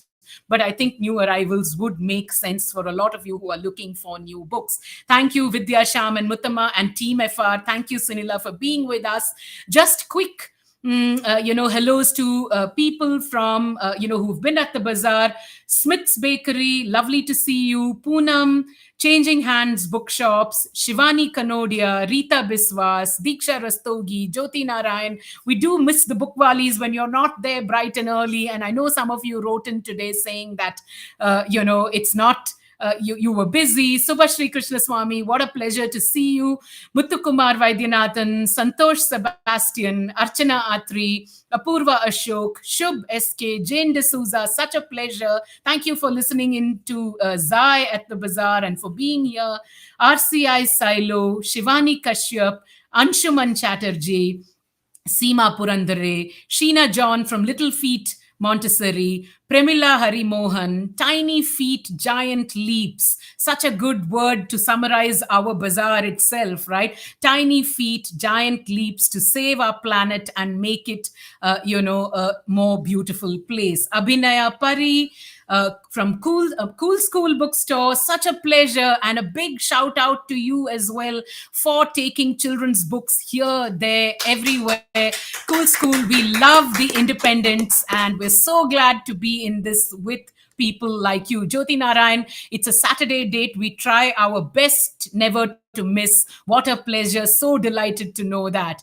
Sarina Rupani, Bijoya Raman, Kahani Tree, another marvelous independent bookstore whom we're proud to share space with every single time. It's lovely that the independents do what they do. We're able to reach books to children across the country because each one of us in our spaces is trying to take books to children in different ways. Shivangi Sharma, Ramya Bharadwaj, Mahua's Musings, Mommy of Missy and Mr. Wow, we love that Mommy of Missy and Mr. I hope you'll tell us your real name the next time. Delighted that you're at the bazaar. Super Sam, Indu Pradeep, Vidya Nagraj, Parks Fun, Mom and Son. Wow, new names for us. Sindhu 86, Pooja God, Simran Suri Kapoor. Such a pleasure to have so many of you at our bazaar. I'm assuming it's because we opened it out at Instagram today that so many of you have signed in. Just before I conclude all our books, please visit our website www.funkyrainbow.com. Click on the link that says Bazaar right on top. There will be a drop down menu that says Creature Feature. We have over 70 books or maybe close to 80 books featured in that bazaar. We could only speak of 25, but it was a lot better to let Zai speak about the beautiful creatures that share this planet with us and what we can do to preserve this. On that lovely green note, bye-bye to all of you and have a fabulous weekend enjoying the pleasures of nature. Thank you so much for being with us this Saturday, and bye-bye.